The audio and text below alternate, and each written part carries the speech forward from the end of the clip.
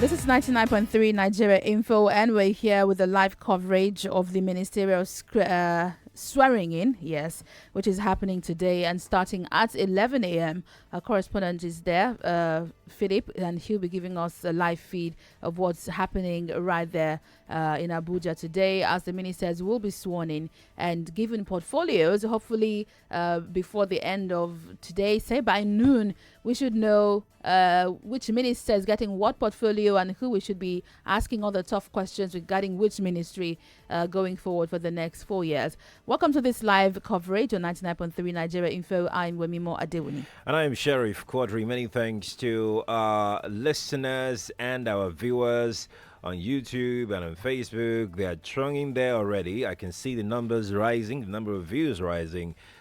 Thank you for always staying tuned. As promised, we will bring you the event and happenings at the ministerial swearing today in Abuja. We promise to make sure that we give you some really interesting analysis of events and happenings as we have them. Our correspondent this day in Abuja to bring us up to speed as to what is going on the ground. Nothing is happening yet because we heard that the event proper will kick off at 11. But before then, the ministers designates are expected to be seated at the venue so that the event can kickstart at exactly 11. That's right. Rotimi Sankore is here joining us on this live coverage. Rotimi, welcome back. Because he's been here since the front pages. Also, Bola Olojede is back with us. Welcome back also. Yeah, thank you. It's a welcome back to both of them because they've been here all morning. And we'll be here with you till noon. So head over and turn on your notifications. You can watch us live right now. You can listen to us anywhere in the world, wherever you are. Take us with you. Just head over to our website and you can stream live to all of our shows right there, nigeriainfo.fm. That's where you can listen. This is the live coverage of the ministerial swearing in that's happening in Abuja today. And shortly we'll be speaking with our correspondent who is right there to give us an ambience, a feel of what the place looks like. In case you don't know, we told you this earlier on today, the list. So things you might want to know about the ministers. In all, there are 43 and 7 women, 36 men, 7 states, which include Edo, Anambra, Bauchi, Kaduna, Kano, Lagos, and Kwara, have 2 nominees each. These 2 nominees are Osage Ehanire and Clement Ike, who come from Edo State. Sharon Ikeazo and Chris Ngige come from Anambra State. Miriam Katagun and Adamu come from Bauchi State. Mohammed Mahmood and Zainab Ahmed come from Kaduna State. Sabo Nanono and Major General Bashir Salihi Magashi both come from Kano State. Babatunde Fashola and Adeleke Mamora come from Lagos State. Lai Mohammed and Gbemisola Saraki both come from Kwara State. All the ministers are drawn from the 36 states of the Federation. We have 7 women on this list. Sharon Ikeazo, Zainab Ahmed, Gbemisola Saraki, Ramatu Tijani Aliyu, Sadiya Farouk, Miriam Katagun, and Pauline Tallinn. Of the former ministers, 19 names were dropped and replaced with new names. So some of those the ministers who did not return on this list, ex-Minister of Interior, Abdurrahman Dambazu, Solomon Dalong, who was the Minister for Sport, Adebayo Shitu, Communication, Suleiman Adamu for Water Resources, Ibe Kachuku for Petroleum, was the Minister of State for Petroleum, Audu Ogbe was Minister for Agriculture, Udo Udoma was for Budget and National Planning, Ibrahim Osman Jibril was for the Environment, Khadija Bukar Ibrahim was the ex-State Minister for Foreign Affairs, Claudio Somole Daramola was ex-Minister of State for Niger Delta, Professor Anthony Owuka was ex-Minister of State for Education, Aisha Al-Hassan was ex-Minister for Women Affairs, Dan Ali was the ex-Minister of Defense, Okechukwu Enelama was in charge of Trade, Investment and Industry, Aisha Abubakar was ex-Minister of State, Trade and Investment, Henneken Lokobiri, ex-Minister of State for Agriculture, Isaac Adewole was ex-Minister for Health, Abubakar Bawa Buhari was ex-Minister for State for Solid Minerals, while Osani Uguru was ex-minister of the Niger Delta. All of these people are not returning. They're being replaced by new names who will be getting their exact portfolios.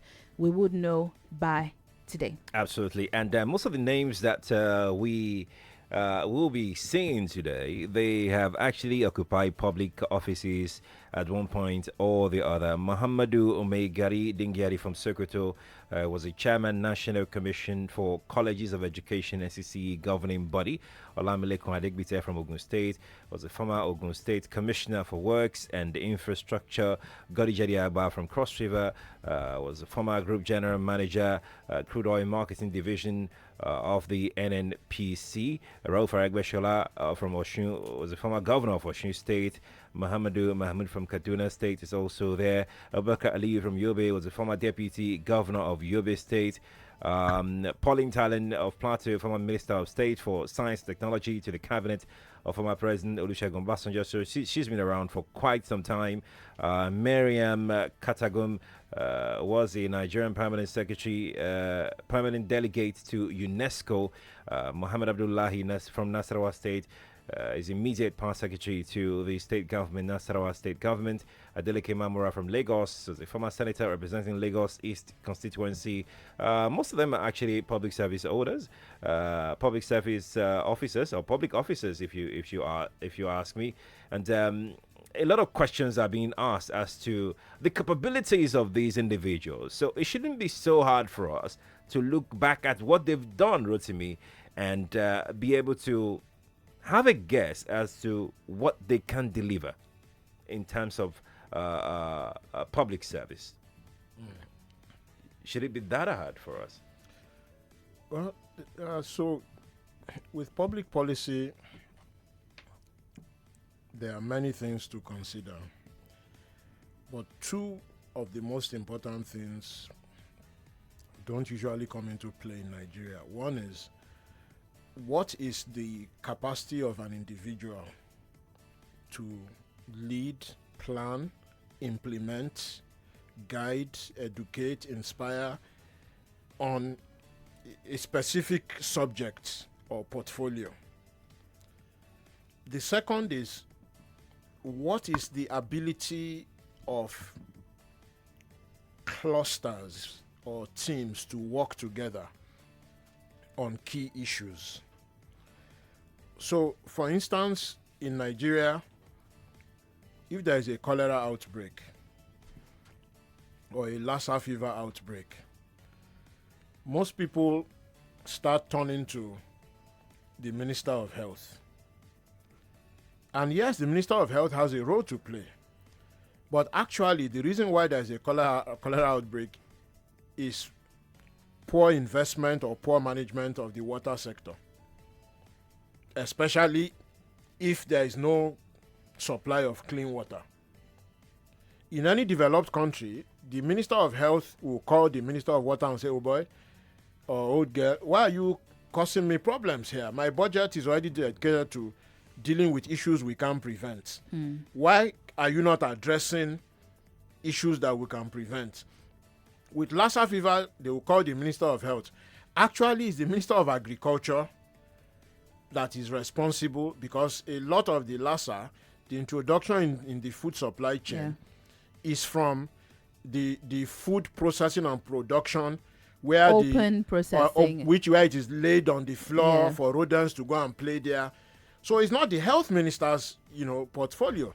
Primarily, he will be involved. Yes, maybe not primarily. Yes, but the way to prevent it is to ensure that food is that the drying of the food is done, one, through mechanized heat, and that it is raised from the ground and stored in containers that rodents cannot bite through easily. In other words, not in those green, in those brown cotton sacks, but rather in hard containers, which is done in more advanced countries. So if you look at that example, or if you look at the Minister of Industry, for instance, and the Minister of Science and Technology, how are they working with the Minister of Power? Or if you look at the health sector, and we have a shortage of doctors and nurses, are they turning to the Minister of Education to say, "Look, excuse me, You know, we need 500,000 doctors in the country. We have only 40,000, and many of them are not practicing. How do we scale up our education and production of doctors, nurses, midwives to keep up with population growth? So those are two key issues. So when you talk about performance, Right. it's not just the capacity of the individual, Right.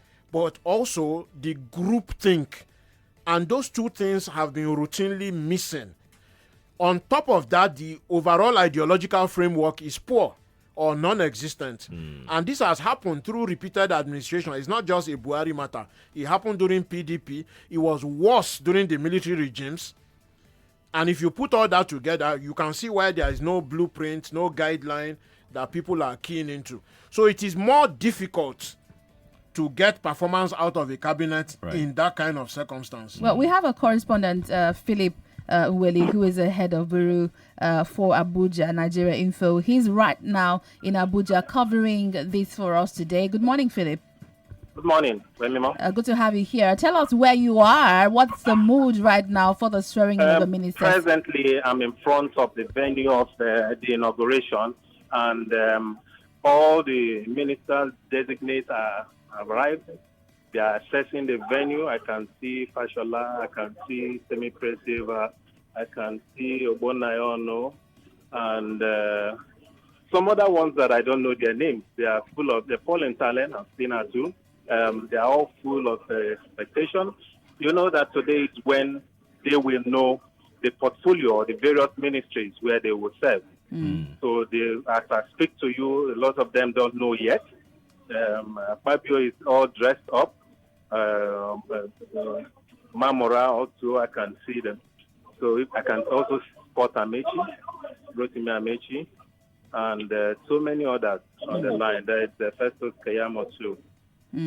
Tell us where this venue is, and for those of them who are returning as ministers, what's the excitement like? You spoke yesterday with Chris Ngige, and we have that video up on our social media. Tell us about your conversation with him. Well, I talked to him. He said he's not yet sure whether he will return to labor and productivity ministry, but that if he returns, that he will consolidate on, the successes they set or they have achieved so far. Yesterday, he also appealed to the non-academic staff union of the universities and the senior staff association of Nigerian universities to call off their strike. That's what they are asking for was the percentage sharing between ASU and them, which have been resolved. So I think a lot of them are optimistic that they will go back to their ministry, even if they get the new a new ministry. They from the retreat they had yesterday or the past 2 days, they've set timelines and templates for deliverables, and the secretary to the government of the federation, even the president, did tell them that they must get to work immediately they assume office, because 4 years is not a long time. Before you know it, as I talk to you now, they have 3 years and 9 months to execute whatever policies or programs that they marshaled out yesterday at the end of the 2-day inaugural retreat. Now, so tell us where this venue is, and does it look like it's going to be a full program, or is it a small event? How large? It's 11 o'clock. The thing starts 11 o'clock, and they're here already. The way it is, swearing in might not take long.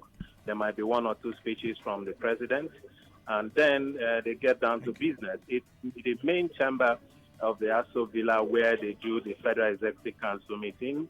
That's where to hold. All of them are getting in there. The venue is being restricted. Reporters, not everybody will get in, but if you are fast enough, you can get 1 or 2 shots before, the event starts. Philip, what are you hearing? Are you hearing anything at all as to who gets what? No. You can't for now until it's been given to them. Oh. But, I can see that some of them are already anticipating that they might get, the one post or the other. Let me just try and, project. Somebody like Fabio or Temipre Silva. Right. You know, there's a thinking that they might take the Niger Delta Ministry. Nobody knows until it gets to them. You know, also the issue of power works and housing Right. is a super ministry. We might likely have that ministry split. Somebody will head power and another person might take works and housing. Hopefully. As I talk to you, the service chiefs are just arriving. Okay. The service chiefs have just arrived. So, which means that the president might be here any minute from now. So, let's just wait until the president comes in. This event is planned to start at 11. Do Yes. you have other programs? What's the lineup? How many hours should this take? No, I think it might just last 30 minutes or 40 minutes.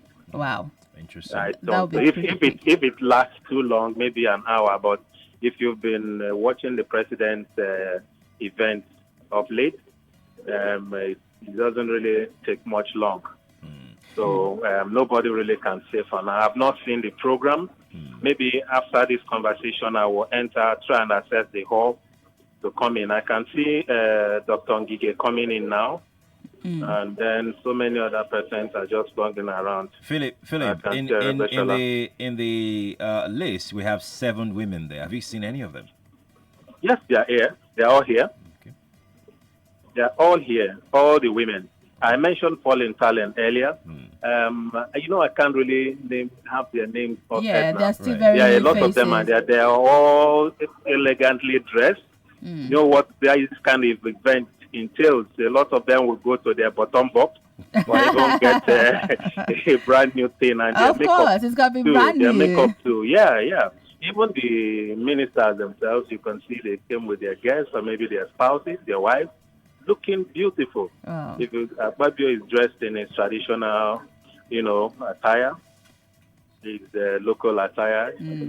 So that's it for now. All right. Philip, thank you so much for this update. We'll come back to you again as soon as we can, maybe during or after the swearing in is over with. While we're here running through the details of the ministers. Thank you very much, Philip. Philip Nweli standing by for us right there in Abuja to tell us exactly what's going on. Like you heard, the ministers are begun. Many of them have arrived, Right. dressed elegantly. Of course, most of them would have new attires today. It's a grand event. They will be together with the president running the affairs of this country for the next 4 years. Like Philip mentioned, 3 years and 9 months actually, because some months are gone already. Let me come to you, Bolao. Now, many of them are here. Do we, again, back to the names, because the names is what we work with. Chris Ngige made, and if you've missed that video, by the way, it's up on our socials, it's up on Facebook and YouTube. Philip Nweli spoke with Chris Ngige yesterday where he advised Stanu and Nasu to call up the strike. Many feelers was like, is it still the Minister of Labour, or does he assume that he would return as that? In what capacity is he speaking with the labor unions? But it seemed like many of them are sure or anticipate where they're going. Some of them can guess. And there are some that we can also guess. I can start taking a bet on a few. Let's go. right now. Let's go. I think Fashola will retain power.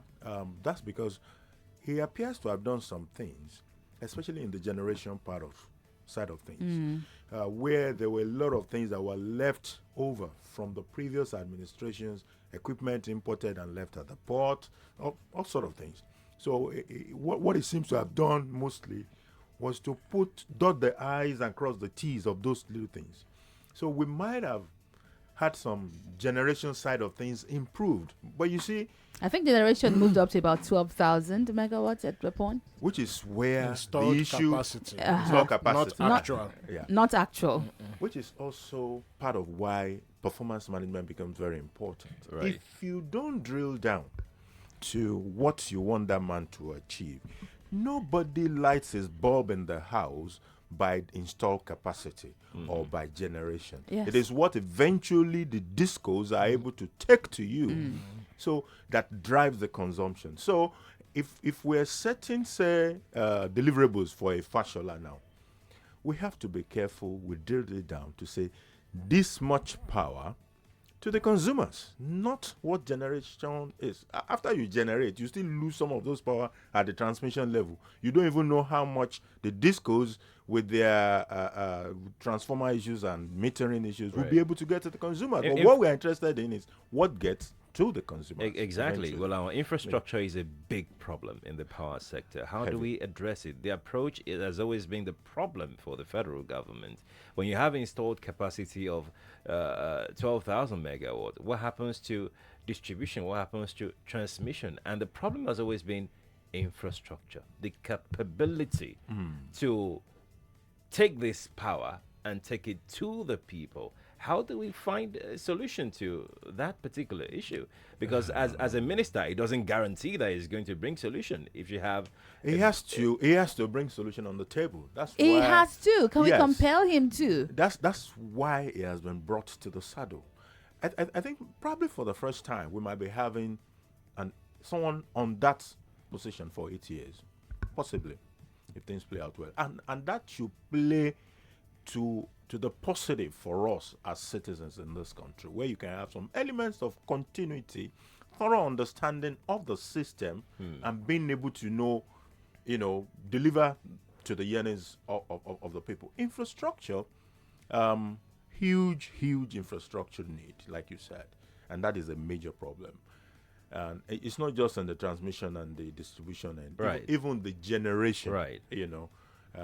While I was in banking, I remember way back 12 years ago, I've worked on Mambila project, which was brought to me at my desk. But today, Mambila still has not come on. For years now. For years. Let's talk about the age of these ministers. There is no one on the... sorry, before we go to age, on this power thing, there is an important thing we need to note, which is scale.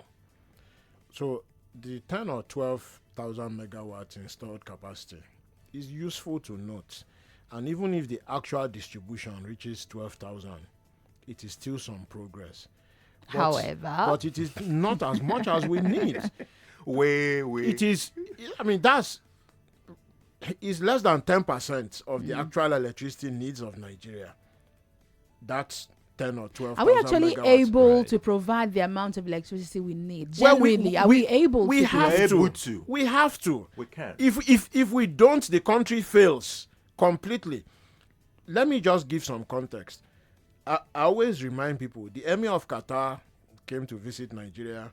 That was a funny one. And a long list was presented to him by the president. Come and invest in our power. Come and invest in our airline. Come and invest. Long list like this, almost 20 items. And I kept looking at the video of the thing on the news and shaking my head.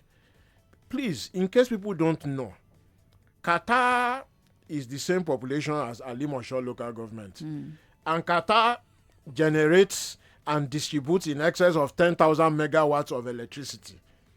That's why everybody in Qatar has light. Yeah. So when you are talking of 200 million Nigerians, right, and a country that is a fraction of Nigeria is already at that 10,000 megawatts and over. Our biggest problem is that we have a single grid. Isn't that our biggest problem? No. The single grid is a problem. But the generation, to generate 200,000 megawatts, you need a big mix. You need renewable energy, you need hydro, you need gas. So in Nigeria, for instance, foreign governments look at us and think we are insane. Yeah. We are flaring gas. Yes, we are. We are flaring gas in Nigeria. Yeah. Gas is one of the biggest components of electricity generation globally. But we set the gas on fire here. Instead of converting it into electricity, we burn it up. Why not build the power plant where the gas is? If you ask somebody, we say, because the people in Niger Delta will hold us hostage. That's why you are burning the gas. It's insane. There is no country where you have the amount of gas we have in Nigeria, and you are not building the power plant where... Look, if you build the power plant where the gas is, instead of flaring it, instantly we will jump to 30 or 40,000 megawatts to start with. Right. So that is one. Do you think Fashola can achieve this? it's not just a Fashola problem. It's navigating the nonsense politics of Nigeria, where ethnicity and trumps common sense. But So he'll be as- in charge of that navigation. Can he navigate? as it is now, Well, if he makes the case, if he goes to cabinet, see, one of my best examples of how ministers should behave is Olikoye and Somkuti. He was health minister throughout Babangida regime. Every time he made it clear, I don't need this job. This is what we need. This is the money we need. This investment, this is where we need it. If you don't meet the requirements, I'm out. If any minister can't do that, the person does not deserve to be there. Right. And that is why you have all this type of boy politics in Nigeria, where you know exactly what should be done in some cases. You don't make the case for it because you are afraid to lose the job where you are underperforming because the circumstances are not right, even though you know that it is wrong. So Fashola should be able to make the point and say, we should stop flaring gas. That's why I was talking about joined up planning. If the Minister of Power can't work with the Minister of Oil and Gas, and by the way, you remember when you talk of Minister of Petroleum, nobody mentions gas there. Nigeria has more gas than oil.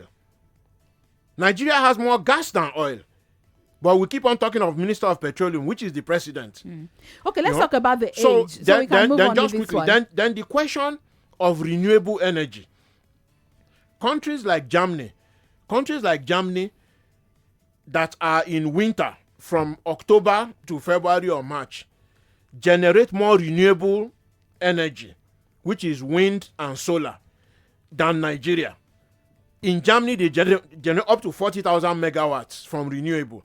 So imagine if we join the solar and the renewable in Nigeria, we will be at almost 100,000 immediately. Just by joining renewable and gas. Then we will start talking of hydro. So, the steps to take on this thing are not too difficult to understand if you understand the global best practice. do they understand? Well, so this is why I said if you understand. Well, now we will the have global these best ministers, practice. and this will be on their hands for the next 4 years. If they don't understand, that means we'll be at the same spot for the next 4 years. I guess. I believe they understand. I guess. You believe they understand? We're talking of power now, where Fashola has been for 4 years. I believe he understands. So you believe if he goes back into that ministry, he should do what better they for the should- next he 4 years? should be able to do better. The complexities are there, which, like Rotimi said, a lot of it are political. And look at the law, for example. He can't pass the law. There are people who are responsible for Right, passing the law. right. For us to have multiple grade, it has to be by law. Right. For us to be able to say, states can generate electricity of whatever they want, it has to be by law. Way back during Tinubu era, Lagos State wanted to start generating its own electricity to meet the Timi population needs. Right. Okay, But so that did I'm not I'm really happen. interested in the age of our ministers. Yes, so we finally get here because I mean we just pushed the not too young to run, but there's no one under 35 on this list. So what's really the importance of having the not too young to run when we don't actually have young persons? So the Oyo State government again came under the radar. Spotlight. Yes, I mean I think he's just been shining for the past since it came into office. I hope he's as effective as the glamour. Now he has a 27-year-old as a commissioner in Oyo State, but we don't have this on the list. We don't have a young person. Doesn't matter. I don't even think we have under 40. I think, is there anybody under 40? Nah, I don't think so. It seems people I think the youngest person is Ikechukwu Oga. yes, and the rest of Ikechukwu them. Oga. And Ikechukwu himself is close to 50. it's about 40. Is in his we 40s. have mid 40s to 50. Not just 40s to Okechukwu, 50. Kiyamo, Yeah. Okay, I'm all people like that. I'm all 46, 47, 48, 49. Just a handful, though. When you think about the fact that the president was emphatic about working with people he knows, you might not see many of those young people in that space. Now, what Does that mean he doesn't know young people? it not know in the sense of that young guy that says hello. No, in the sense Yes. that people I have either worked with one way or the other, or that somebody who I know closely is saying, I know this person very well, this is what, and People this is like what he has Kiyama. done. Right. You know, so without that in place, it's difficult. Then you also, I also don't think he trusts that generation that much. It's my own interpretation about how some things have played out. But the truth is, when we're going to be making decisions that will affect these young people, don't forget that the median age in Nigeria is about 17. So we are essentially a very young population. Now, it would just have been fair enough that there will be a number of young people who will be involved in decision making that will be affect the lives of all these young people. Young people think differently, they see life differently, and you just need a spice, a flavor to understand what they need and how to deal with them. Exactly. If you take a young person to a party, for example, and you might think you are having a swell time and you're shaking your head. And the guy is wondering, what are you doing? What is all this about? Right. We're using the hashtag Buhari Cabinet. Yes, on Twitter, everywhere you're talking to us, we're using the hashtag Buhari Cabinet. So you can use that hashtag when you're tweeting at us. We'll read your comments in a moment, but we're due for a break now. We go on this break. When we come back, more conversations on this live coverage of the ministerial swearing in happening live in Abuja today. The head of news in Abuja, Philip Nweli, is there and has given us a feel of what the place looks like. Everyone's showing up looking beautiful because really it's a big day for the country, because now the cabinet will be set and we must be ready to go. Let's go on this very short break. Rotimi Sankore is still here. Bola Olajede is here. We're live on Facebook, on YouTube. You can also reach us on Twitter. I'm Wemimo Adewuni. And I'm Sheriff Quadry. We'll be right back, so stay here.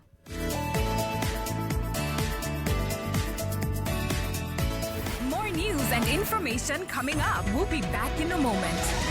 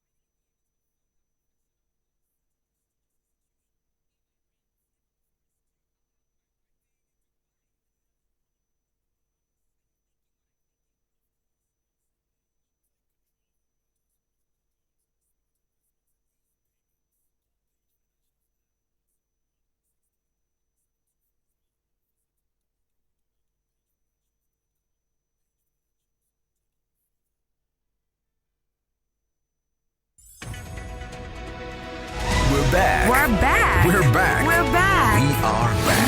We're back on 99.3 Nigeria Info.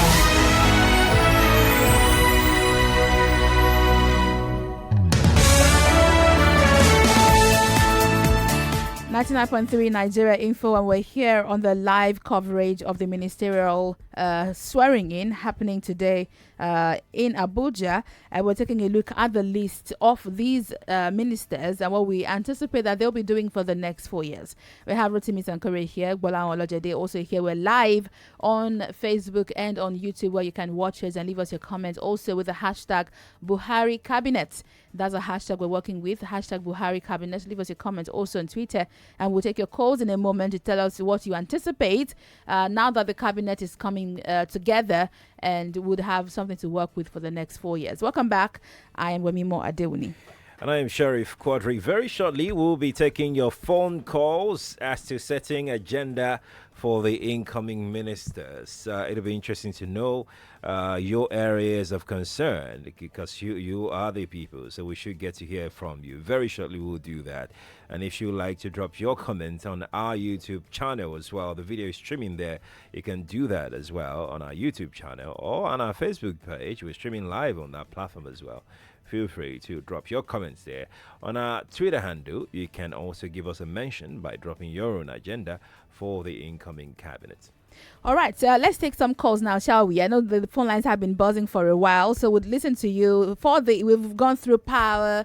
We mentioned Chris Ngige, who handled labor the last time, and we've also taken a look at the age of these ministers. So we head to the phones quickly, and you can reach us via the phone lines. Tell us what you make of this list of these ministers and what you anticipate for the next 4 years. Here are the phone numbers. You can join us now.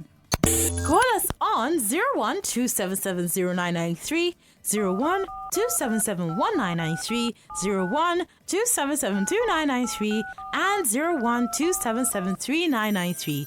This is Nigeria Info. We are listening.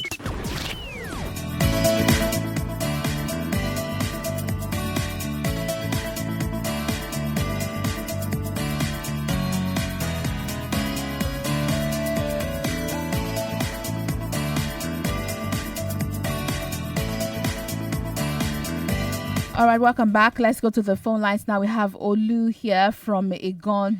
Igondo. Should be Igondo. It has to be good. Hello? It Olu, has good to morning be to you. Igondo. You are calling us from Igondo. Good morning, sir. Morning. That's everything. Fine. My contribution As fine as can be in Nigeria. Ministerial appointment. Yes, please. Right. I've been hearing a lot of people complaining about this, about that. I want a good performance. Anybody they give portfolio to, they should make sure that they deliver. That is my own. I'm not ready to complain. It took US all these advanced countries a long year before they can be able to get to where they are today. Right. It's not a day or a 10-year job. It took them a lot of years. We just started, but we want miracle to happen instantly. And when you say we just started, what do you mean by we just started? We just started. That was 1999 here. Just started what? The issue of democracy, when we want everything to work at the same time, it's not doable like that. Okay. Gradually, we will get to where we are going. All right. We'll get to where we are. So, Nigeria should be patient. We should be patient. Everything is done on one day. All right, then. Thank you very much. Ufoma is on the line from Agodo. Good morning, Ufoma. Morning, Wemimo. Good morning. Yes, it's nice communicating with you. So, Thank you. number one, today we are going to know minister for each portfolio. Yes. And I wish all of them the good luck and they perform very well. But I just have a one comment to make, and this is my comment now. Now, the Prime Minister in Britain, immediately is sworn in, meaning that all his cabinet ahead of him, it's like he's sworn in today, the next day he have his minister ready. There is no any long delay of minister. Now, this minister have come in after 84 days that the president have won the second time election. What now just advise the minister to do that? There should be free and fair in anything they are doing. Okay. In any post they are going to hold that. So let's see a good, better Nigeria for them. And I wish them the best of luck. All right, then. Thanks for calling, Ufoma. Hello, good morning to you. Hello, good morning. Yes, good morning. Yes, well, from what I've seen anyway, I'm not expecting anything fantastic. And this idea that people keep saying that it took the West 200 years to get to where they are is just a joke. The Emirates, China have showed us that is a joke. If you're serious, all the information is out there. Others have made mistakes. They've done the research. They put the results out there. It's just for you to go copy those results and adopt it to your own system and make it to work if you're really sincere. Right. Just have leaders, politicians who are not who want Nigerians' lives to be better. The power issue, people saying no, no, no. All it takes is have their own thing. Come, then the law will be forced to change. But because they don't really care about the state of Nigerians. Right. Thank you very much, Ufoma. Let's speak with Josiah. He's calling us from AJ City. Josiah, good morning. Good morning to you, Wemimo. Morning. My take is that this system of putting a new wine into old bottle, or sometimes you carry old wine and put in a new bottle, it can never work. It can never work. In fact, 95% of all those ministers don't have a sense of reasoning any longer. Most of them have never practiced their own private business and succeeded, if not for this national cake they've been carrying from age to age. So it's a very big problem. I don't know why this man should allow himself to be used as a stooge. By now, at least for having won the second time, at least he has nothing to lose any longer than to make use of his intellect and to appreciate what God has done for him and appreciate what Nigerians have done for him. Right. Going to the extent that because he knows these people too well, how too well does he know them? Now, the people he chose before, because he knows them too well, did they perform? The answer is no. So I don't know. Somebody like Rotimi Santore, even if not because the system is so biased, and they said if somebody like him go there, he will make the difference. Right. Campaign for thank you so much. We appreciate that. Let's speak with Francis calling us from Lagos Island. Francis, good morning. Hello, good morning. Morning. Calling from Lagos Island. Yes, morning. Welcome. Good morning. Okay, I just want to quickly send out my thoughts in regards to the Ministerial nominees that will be giving portfolios today. For me, I just want to wish them well, and then hope that as we have been analyzing, the next 4 years will be good for Nigeria, or less than 4 years past. But there are a few persons I don't want to see return to their portfolios or their previous portfolios. One of them is the Minister of Labour. I pray that he doesn't return to that portfolio. The Minister of Information, the Minister of Education should not return to their previous portfolio, because in my estimation, they didn't do very well in those areas. I think, haven't been reappointed, the president should do all the favor of shifting them to places where we will not even probably hear their names. Right. But they will be on the cabinet anyway. Yes, you they will be. Hear their there are so many of important. them that we did not even know in the last administration. Probably because their ministries did not come to the front burner all the time. So they should just move them to those areas. We need somebody active like Sunday Dare in information. We need somebody better in education. That area is too critical to have somebody who will just be a nominal head in those areas. And I hope that in the area of what's it called now, the area of justice, or what about the Ministry of Justice, we need somebody who is more active than last Malami also. Okay. Thank you so much for calling. Thank you very much. Ugochukwu is on the line. He's calling from Agege. Good morning, Ugochukwu. Good morning. Good morning. Good morning. Yeah. We can hear you. Go ahead with your comments. Okay. What I want to comment on the ministerial portfolio is this. If you look at those lists from beginning to the end, very few percent of them are what those who meant to do something for this country. I begin to wonder the vision of the administration, the vision of this very government. You have your mission, you have your vision in anything you want to do in life. So are there the people that will pursue that vision and mission they want to give us? Every day we're in the same problem. Every day we're talking of the same problem. When will we get people that will help us out of this problem? If you look at that ministry, it's all political, political compensation. Those who have worked for the current government, those who have worked on their campaign, they want to compensate them. Why not get us experts, like in the area of power? Get us somebody who is an electrical engineer, somebody who can do well.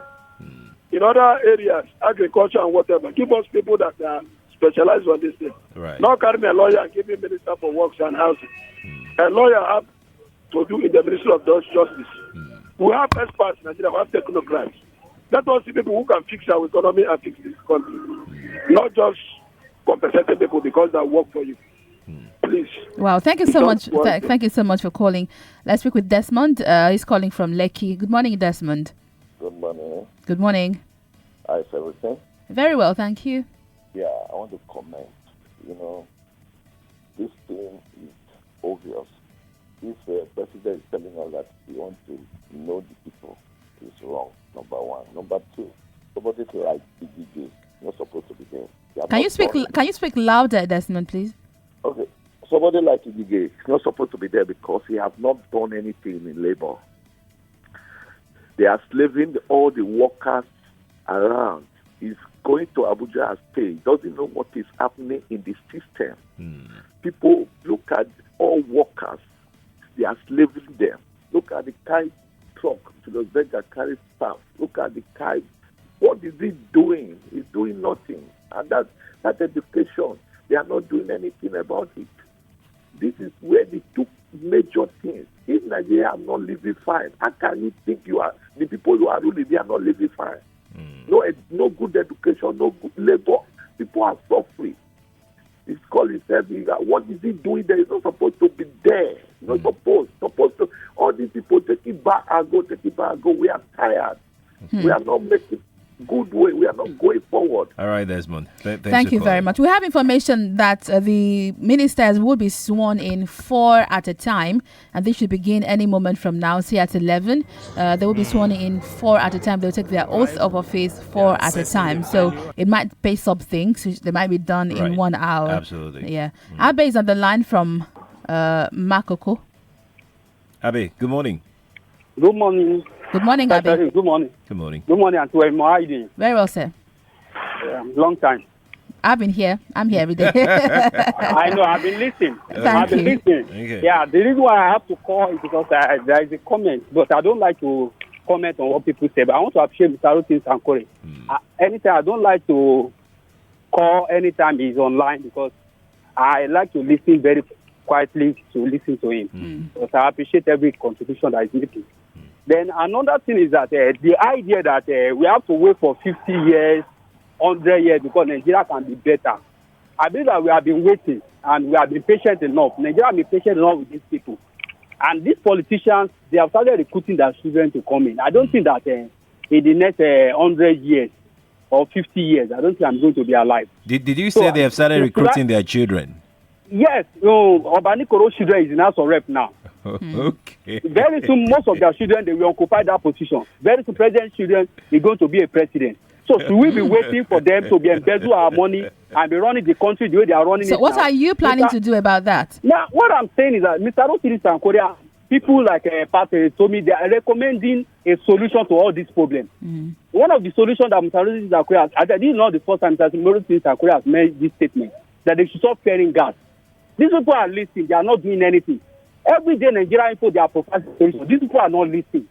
And we have to wait for 50 years for these people to do anything. Please, they should start doing the right thing. That's what we need. Thank you very much. Thank you. Sorry about that. If you're watching live on Facebook or YouTube, and you should be watching so you don't miss anything, you can see the footages and the pictures of the ministers. They're already marching in. Right. You can see the footages being shown on our live stream right now while we are speaking with you on the phones.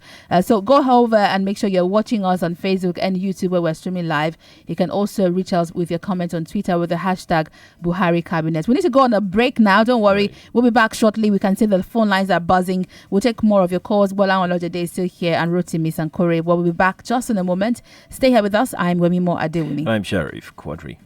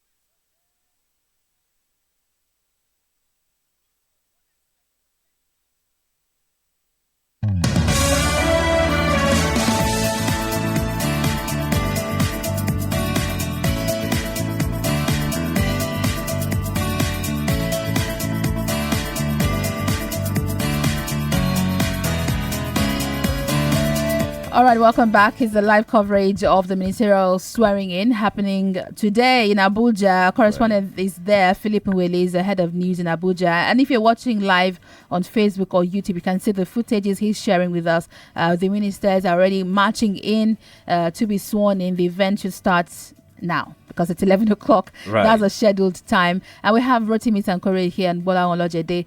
We're taking your calls and views, what you anticipate with this list of ministers. We've run you through the list. We have 7 women. We have 19 ministers who are not returning.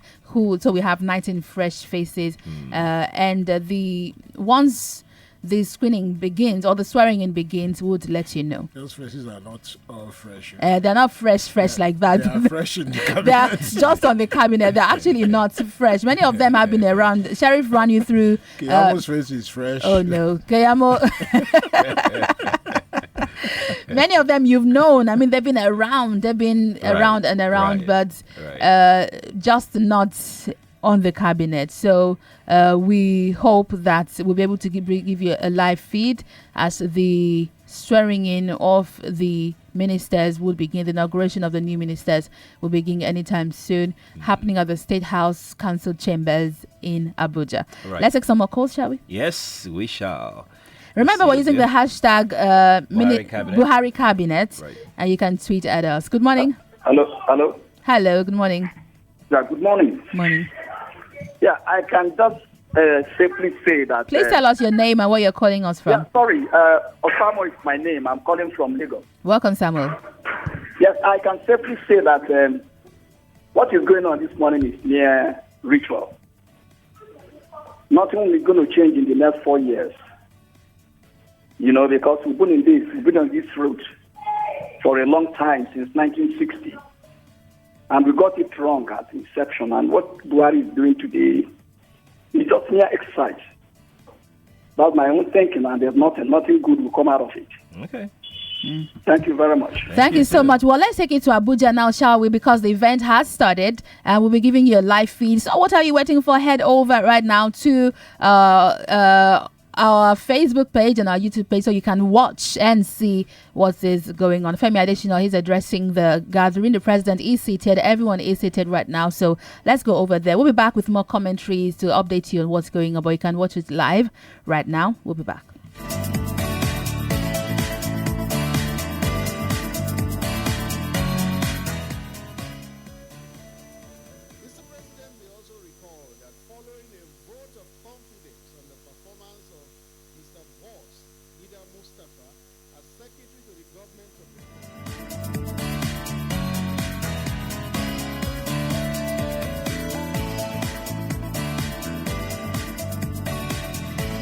Okay, just give us a moment to work on that volume right there so that you can hear everything properly, but you can see the live feed right now. Right. But we'll just tweak the volume from here so you can hear accurately. To me, very quickly, before we get back to the live coverage, we talked about power, we talked about age, we talked about so many other things, but let's quickly look at the area of works.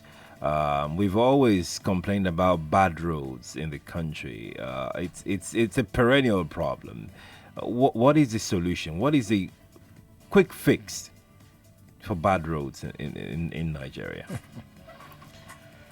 Well, the quick fix for bad roads involves not depending on just the roads. Right. So, for instance, the almost non-existent train system, both in the big cities and between the big cities and between the big cities and the rural areas. I mean, a country the size of Nigeria, really, most people should be able to get anywhere without even stepping in a car. Right. Because if you want to travel across Europe today, you walk to the train station near your office or house, take it to the central station, get from that one, if you're in a rural area, to the main departure, place, like maybe in Belgium or the UK or France, right, or Germany, and you get on a train that is going to the next country. You can travel across Europe by train and not step in a car. Right. For 2 weeks, for 3 weeks. So, I mean, the fact that we don't have that kind of system here puts pressure on the already inadequate road, inadequate both by quality and by quantity. So that's the first thing we should do.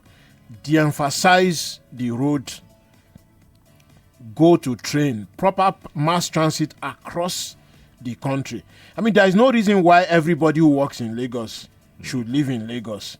With a proper train system, you can live in Ogun State or your state and work in Lagos. It happens across the world. Right. You get on the train from Ogun State or your state, you should be in Lagos in 30 or 40 minutes.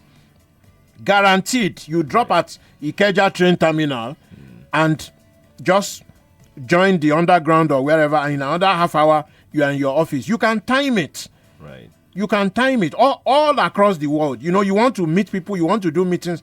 They even give you direction that from this hotel to the conference center is 45 minutes. Right. Just take the train that leaves at 12 noon, and even if it is 5 or 10 minutes late, you'll be there. And you'll be wondering, but how far is it? You will be surprised to find out that it's the distance of Lagos to Ibadan or Lagos to Abeokuta. So that's one.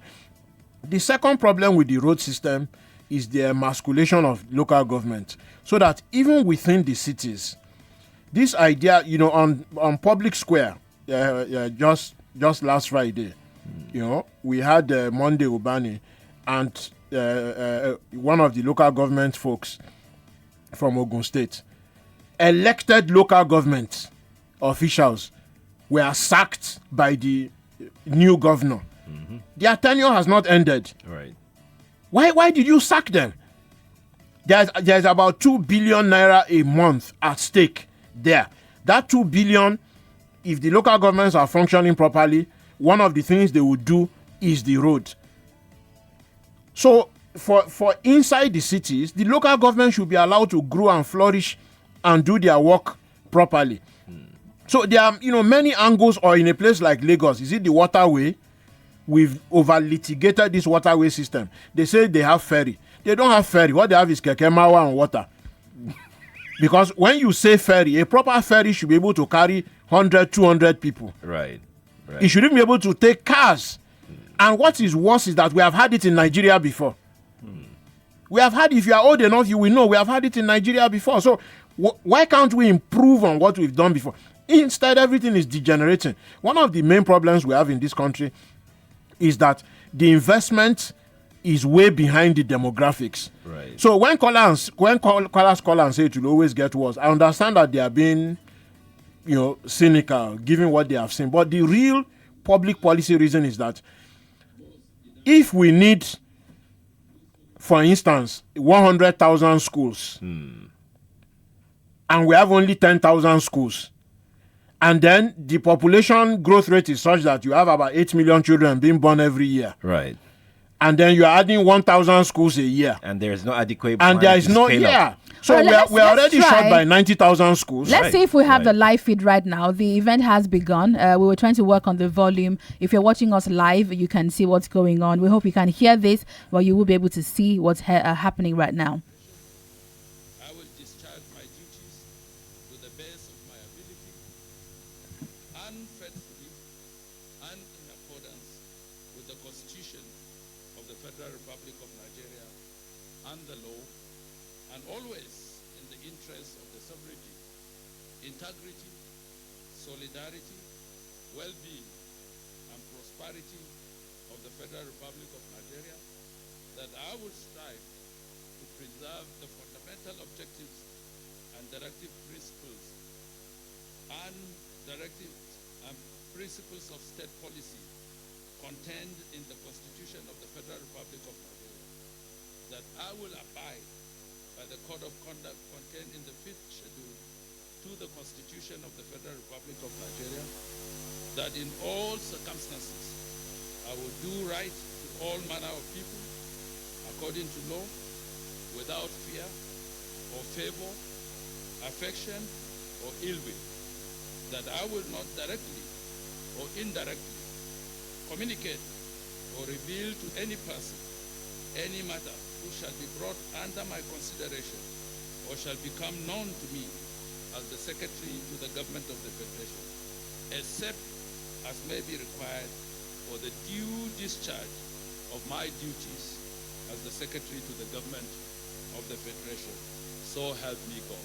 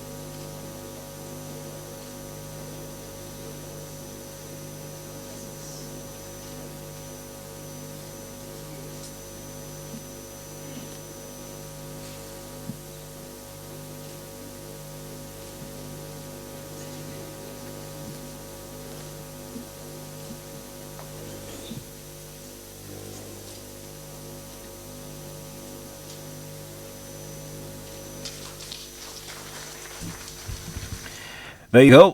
Boss Mustafa just being sworn in as a secretary to the government of the Federation by President Muhammadu Buhari. Signatures have been done. He's exchanging handshakes right now and making his way back to his seats. Proceedings have started. Yeah, I mean, it looks like it's not going to take long, like Philip told us. I mean, he's been sworn in as the secretary to the government. That was pretty quick. The opening was taken by Femi Adesina. He's done. The other ministers should come up soon, take their oath of office. As Philip has told us, it should be done in fours. So they'll take their oath in fours so it can move on quickly. This is a bit different from what we had for the Lagos State commissioning, the commissioners yesterday. Right. It seems like they came out one after the other. Their citations were read, all over before the whole thing was done. But it looks like this will be paced up.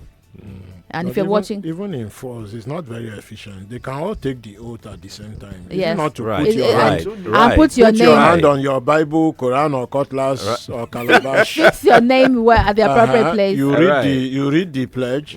Then what you need to do is there are 43 plus the president 44. If he's coming, but if he's going to be a minister, the president, If the he's minister going of to be, petroleum. we don't know. If we he's don't going know to that be a minister. right now. Okay. At least he will know now. See. He will announce it if he's going We'll to be. see. We'll see. Baba will not let go of that. Honestly, I will be shocked. I will be shocked if Baba lets go of the thing. Because he has this idea that this is the Obe, and if I don't hold on to it, the boys will finish. They'll finish it. They'll finish it before anybody knows what is happening. And I mean, it's not as if holding on but to we it. could argue that he has knowledge of the industry. He's been there not once, not twice. Okay, so he's been a commissioner. Federal commissioner. Federal commissioner. Under, That's changed. okay, so things have changed dramatically. Look, NNPC claims that they are making losses. That means that people are playing with the books under Baba. Anyway, so what I was going to say for this one is that if they are 43 plus Baba 44, if he comes back, as I suspect he will, if they do a joint oath, all they need to do is come out and shake his hand. Take their photos and leave. And that will be 2 or 3 minutes each. Okay, let's head back now. The event is progressing. And remember, you can watch this live. If you're leaving us a comment, make sure you're using the hashtag Buhari Cabinet. That's the hashtag we're working with on Twitter today. Let's go back so you can see what's happening as they're taking their oath right now. Was elected governor of the state, served for 2 terms, and thereafter became a senator in 2015. He also contested for election as a senator. Next is Dr. Chris Uli.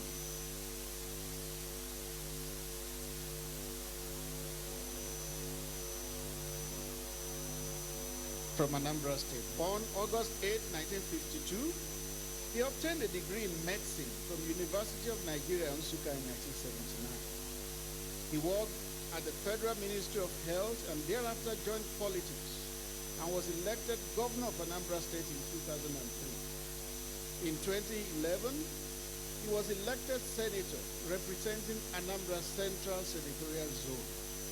He was the immediate past Minister of Labor and Employment. And the fifth person which concludes this batch is Sharon Ikazo, also from Anambra State. Born 26 August 1961, she holds a degree in law from the University of Benin and started work as a legal stroke admin manager in a bank before joining Shell Petroleum as a legal assistant. From there, she joined politics and was elected as the National Women Leader of Congress for Progressive Change, CPC. Until her nomination as the Minister of the Federal Republic, she was the Executive Secretary of the Pension Transitional Arrangement Directorate. Can the 5 ministers designate now proceed to take their oaths of office?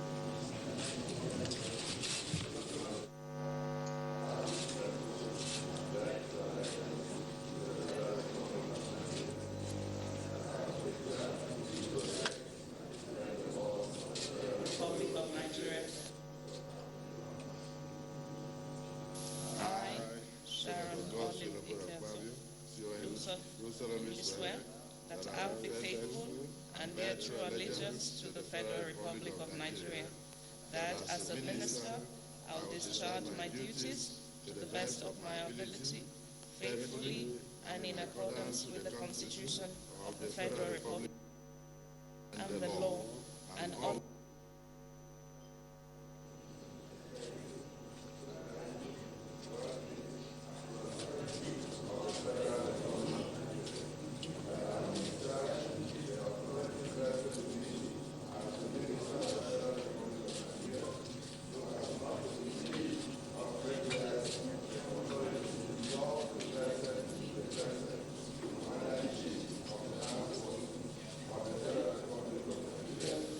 So as not to endanger the continuance of the federal government of Nigeria, that I will not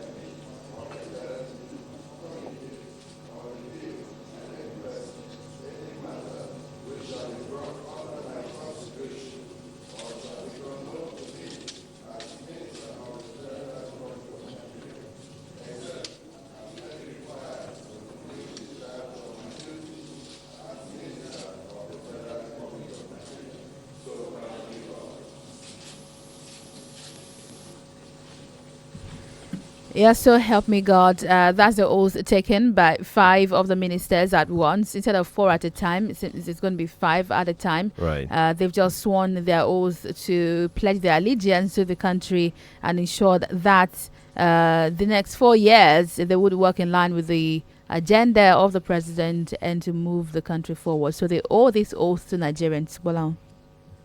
Yeah, the oath is important formality. But beyond the oath, we now need to be able to hold them responsible. That's why I keep talking about the performance management thing. The oath is just this piece of paper that everybody reads. Right. But we need to be able to drill further down to say, you, minister, this in charge of this. These are the deliverables. Take it. and let it be known so that down the line, it shouldn't be like the 4-year job, the one we had the last time, where everybody can feel comfortable that once I make this cabinet, I'm here forever. The job doesn't get taken away from me. But we must be able to say 1 year down the line, okay, let's review based on the time, the deliverables and the timelines. Where are you? And let's have a pass mark. If it's 70, if it's 80, if you're doing 40%, why should you continue in the second year? Those are the kind of questions. Performance evaluation is something that we've not really taken seriously, especially in public service.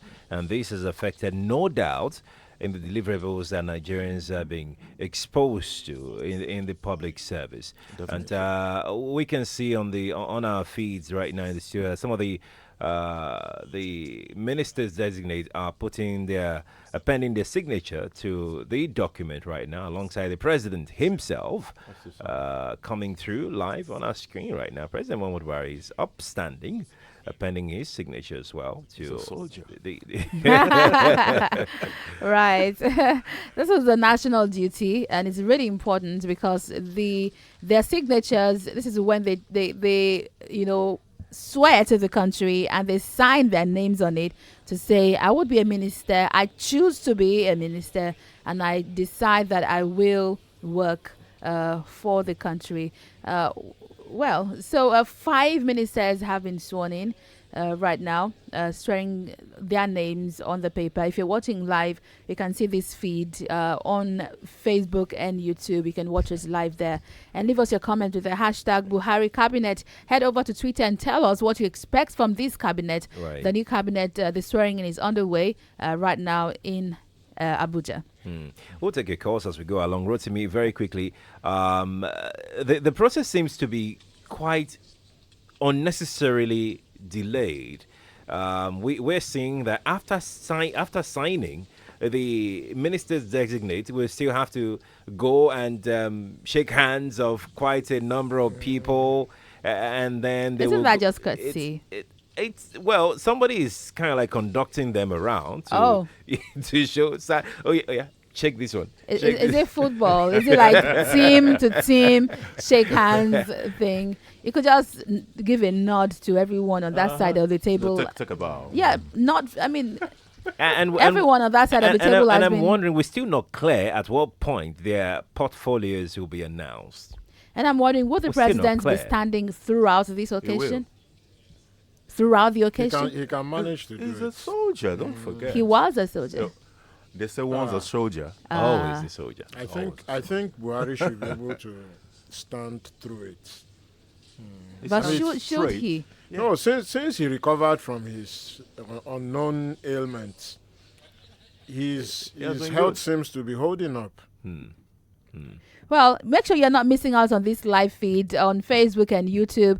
The signing is going on. Sharon Ikazu is about signing, after which Chris Ngige would also sign. Right. He's dressed regularly in his Igbo attire, looking really, really very good. Standing there like a schoolboy. Oh, why a schoolboy? He's standing there, just standing there, waiting his turn to go sign. He has been fidgeting, his hands. Fidgeting. It didn't look like he was fidgeting. He was fidgeting. How did you read the fidgetry? When you clasp your hands behind, move them in front, move but them his hands behind, are right. move them in front again. Oh, come on. His hands are right beside him. Okay, is this turn now? Chris Ngige is going forward to put up his signature as on the president. What you could call the book of life. He's lucky to be coming back. He's one of the people who shouldn't be there. Doesn't look like his luck. The president chose him. It's deliberate. It's also political. Yeah. So the president chose him. When I say he's lucky, in any sane country, your work as Minister of Labour is not to fight the workers. The unions. Yeah. Your job is to make the labor sector much better. So see, in underdeveloped countries, when government says labor, what they really mean is opposition. Yeah. In developed country, they see labor as something that should be invested in. That is why here they will sign an agreement with ASU, NASU, or whoever, violate it, and those people have to go on strike. In more developed country where they understand that your future is tied to your investment in your youth and your workers. They go out of their way to make sure that if there is a dispute, that dispute is over something which either reasonably could not have been anticipated, or the workers feel that it has been seriously overlooked, Well, not on routine matters. The president is now sitting. Chris Ogege has gone his round, shaken hands, is now at the other side of the table. Also, he seems to be in a very good mood. Oh, that's Kayode Fayemi giving him a great handshake, like, welcome, my guy. Now he's bouncing. Yeah, it's bouncing back to his seat. He's springing in the gate step. He works quite smartly. Well, we have comments on our YouTube stream right here. There's a comment here from Prince Cause who say, I pray those given the opportunity to serve would not see it as an avenue to enrich themselves and impoverish Nigerians. I expect them to live above board. Henry Adimakachi says, honestly, I must say I've lost faith in the government and our leaders of this nation, because these people are not there for our interest, but they are there for their selfish interest. So I am not expecting anything good from them. Let's head over back for the feed. The next set of ministers are being called and introduced. Right. Their profiles being read before they all come forward to then sign. Femi Adesina is coordinating this. This is Nigeria Info. Ambassador Katagum holds a bachelor's degree in English from Ahmadu Bello University, Zaria, and a master's in administration and planning from University of Lagos, as well as a certificate in social development policy, planning and practice from the University College London in 1999. She started work as an education officer in the Federal Ministry of Education in 1977, and upon deployment rose to the position of Secretary General of National Commission for the United Nations Educational, Scientific and Cultural Organization, UNESCO, between 2001 and 2009. Until her nomination, she was ambassador and permanent delegate of UNESCO in Paris, France. Next, Timipre Silva from Bayelsa State. Born 7th July 1964, he holds a bachelor's degree in English language and linguistics from the University of Port Harcourt in 1986. He began his working career with National Minority Business Council as executive secretary before his foray into politics and subsequent election into Rivers State House of Assembly in 1991. He was elected executive governor of Bayelsa State in 2007. Before his nomination as minister, he was chairman, governing board of Oil and Gas Free Zone Authority. Next on the line is Senator George Akume from Benue State. Born 27th December 1953, he obtained bachelor's and master's degrees in sociology and industrial and labor relations, respectively, from the University of Ibadan.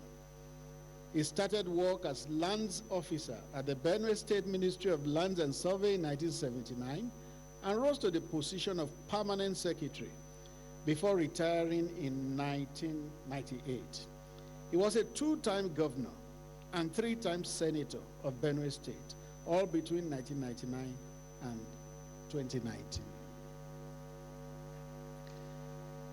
Finally, in this batch, Mustafa Baba Shehuri from Borno State. Born June 4, 1961, he holds a bachelor's degree in sociology and anthropology from University of Maiduguri. He started work as the managing director of the family business and launched into politics in 1995. He was at various times a councillor, a chairman of a local government, member of the House of Assembly, and House of Representatives. He was the immediate past Minister of State for Power, Works, and Housing. Can the 5 ministers designate please proceed to take their oaths of office? All right, 5 more ministers having caught forward, and they're matching up to take their roles. Again, we don't know their portfolios yet. They're just being sworn into the cabinet, not for particular posts yet. What do you mean? It looks like Oga, anything where you swear me in for, you can give me position later. Yeah. We just make it through the cabinet. Even this signing thing, I don't understand. If it was me and this is me, I want to know what I'm signing there for. Because they probably know. They probably know. Oh, you think so? They probably so know. Why don't we know? They're serving us. What they're signing for is that I'm coming to serve on your cabinet. On your cabinet. Right. Wherever you put me, I'm good. Right. Wow. So it's a very interesting contract to go into. With no clear designation. No clear designation. We even have a comment from Facebook from Chimene Anthony who says, are they being sworn in with that portfolio? Well, yes, they are. Sworn in into the cabinet. They're being sworn into the cabinet, not with specific roles yet. We believe by the end of the swearing in, we might. It will then be announced. It will then be announced, and maybe they'll be given their appointment letters. Let's listen to their oath, the next 5 ministers.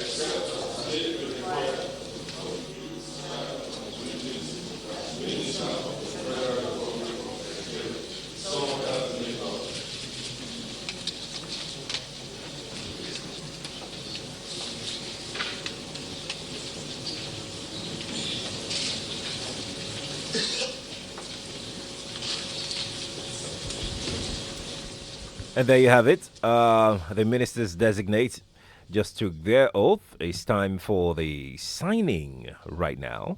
And it's quite interesting what is going on. If you're not watching us on Facebook and YouTube, you should head there. Interesting conversation on those platforms as well. We'll be taking your comment as we go along on our live coverage this morning. It's time to take a quick break right now. We'll take your calls when we return, and of course take more messages. We'll see here during the live coverage of the Ministerial swearing in. As you see, this is the second batch, by the way. More batches to follow. It's time to go on a break. We'll be back in a moment. I'm Sheriff Quadry. And I'm Wemimo Adewuni. Stay with us. More talk, news, and sports after this.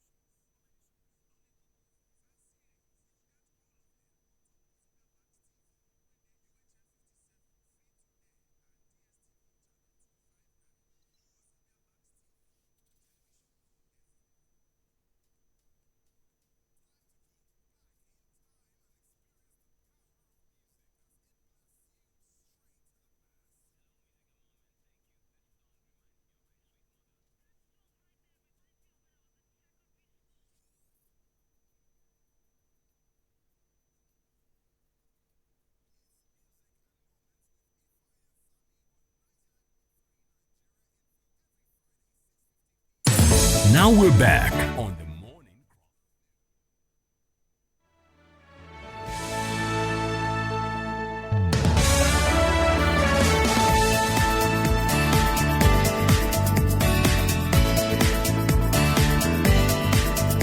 Yes, we're back as a live coverage of the swearing in of the ministers on 99.3 Nigeria Info, where you're number one for news, talk, and sport. And the 5 ministers who have just been sworn in, kicking up the number to 10, signing, and putting their signatures on this oath. Welcome back to this live stream. We're live on Facebook and Twitter at Nigeria Info FM. We're streaming also on YouTube. If you're reaching us and leaving us your comments, use the hashtag Buhari Cabinet. I'm Wemimo Adewuni. And I'm Sheriff Quadry. Rotimi Sankore is here. Bola Olajede is also in the studio. Very quickly, maybe we should take a few calls before we have another batch of ministers take their oath. The numbers to call 012770993, 012771993, 012772993, and 012773993. Please make sure your comments are short and straight to the point, because we would like to get back to the coverage as soon as we have the next match. If you want to know what the oath they are swearing is, let me read it out to you. Please do. So this is what they are saying.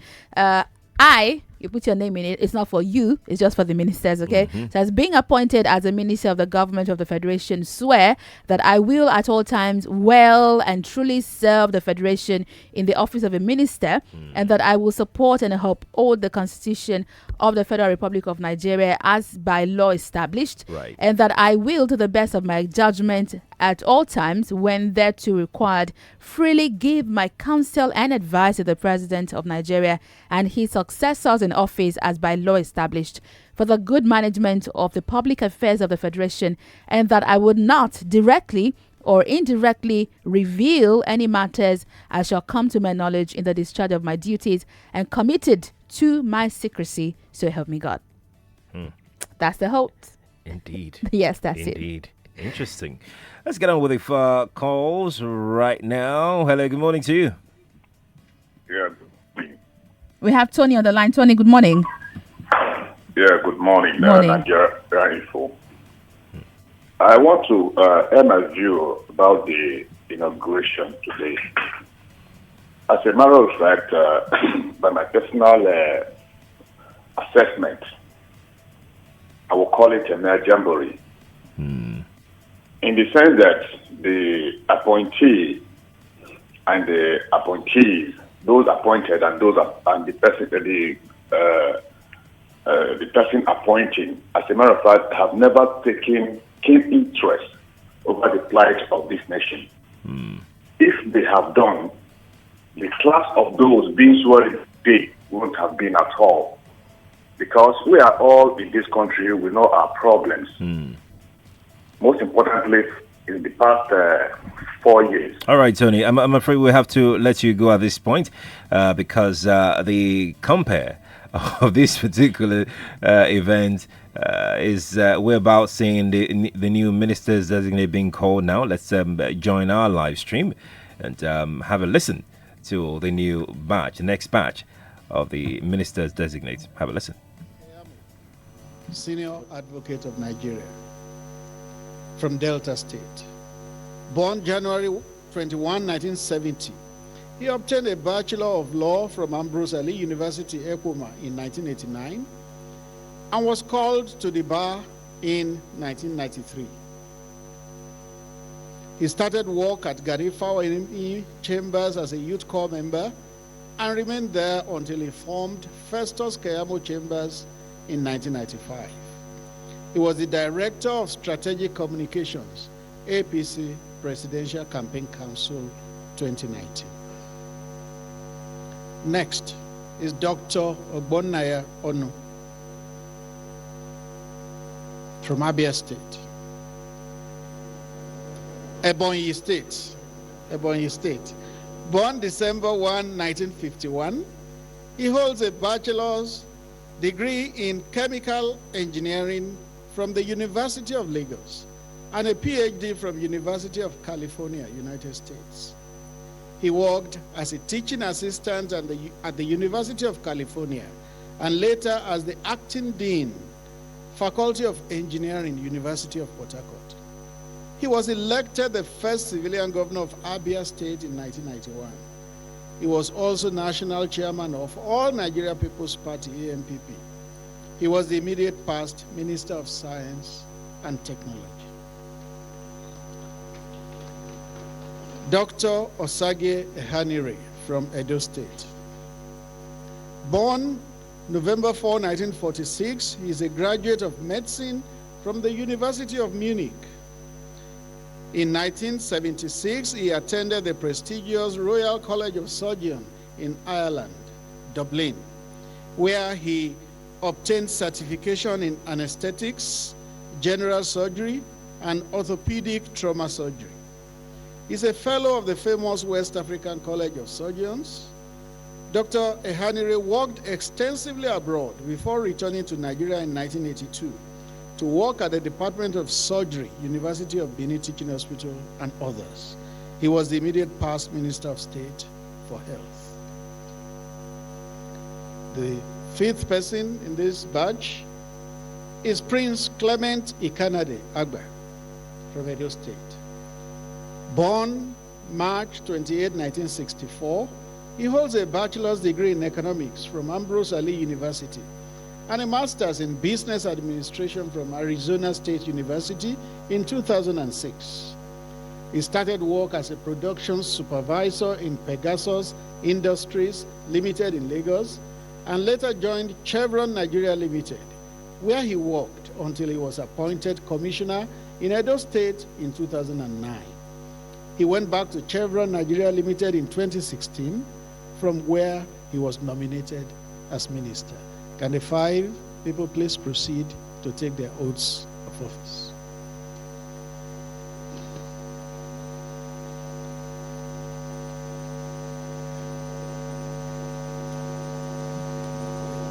Indeed, the ministers designate are filing out right now, getting set to take their oath, the oath Wemimo just read out a moment ago.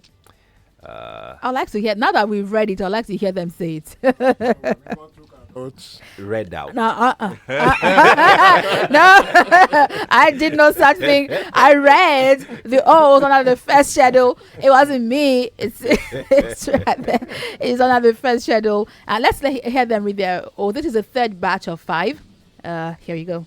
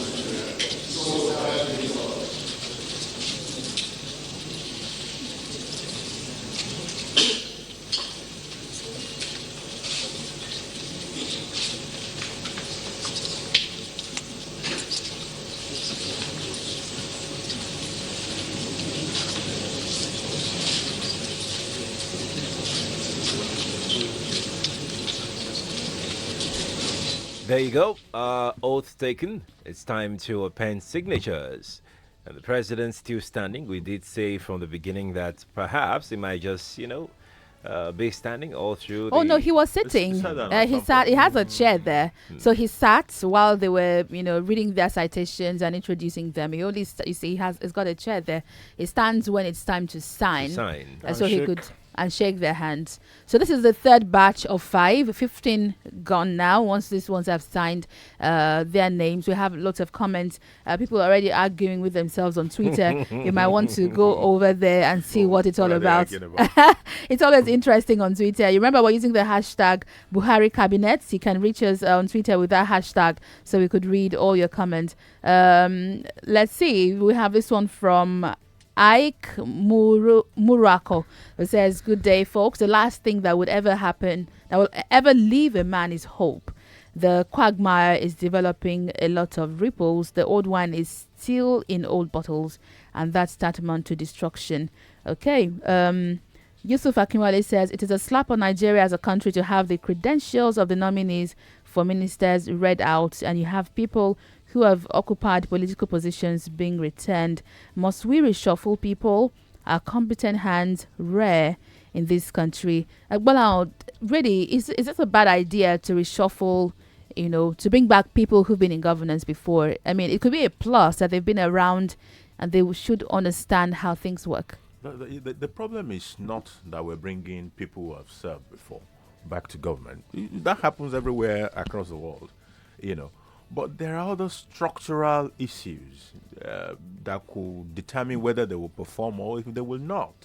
We've spoken, for example, this morning about the role of performance management. Right. If people are not given a set of deliverables, how do you measure them after a period? Who does that? So who employs you without giving you deliverables? And how do I check that at the end of the month I should really pay you? If you're bringing somebody back, if somebody has been in the space for quite some time, have you measured what the person had done in the past? Have you measured it? Well, I believe the president has huge trust in these people because he told us he's going to choose people that he knows. So if he has appointed them, he means that he trusts them enough to work with him. Unfortunately, it's personal trust. Unless it translates to the expectations of the ordinary citizen, is a waste of time. Indeed. You may have a personal trust. That's fine. And there are ways in which these people will even engage with him that may be totally detached from the realities on the ground. We hope that will not happen, and that they'll be able to relay what the people really feel and think, and they'll be able to translate this into the government of the day. Let's read some comments from Facebook. Otumba Komolafe Oladapo says, "Having seen the list of the ministers designate and the antecedents, to make excuses for a few among them, I'm not hopeful." Wow. Says Saliu. Okay, I don't know what this is. Chibuzo Duru says, "As long as political patronage is the order of the day, Nigeria still has a long way to go. In a sane nation, the ministerial candidate who said that the national interest supersedes the human rights of an individual should have been thrown out of the Senate House. There are seasoned professionals like Femi Falana who should have headed the Ministry of Justice and Attorney General of the nation." You think that's a good idea? Okay, that's what he says. Let's read some more comments here. Augustine Unwaleze says, "Nigeria Info, you are still the best. Thank you." Ola Adafe is also here, all saying hi. Paul Adegelu says he votes for Wemimo. For what exactly, please? What office? You read the oath. Let me. Thank you so much. Ogudikwe Oluwakami says, "God bless Nigeria Info." Thank you. Stephen Chime Zurudik says, "I can't watch it on any Nigerian station.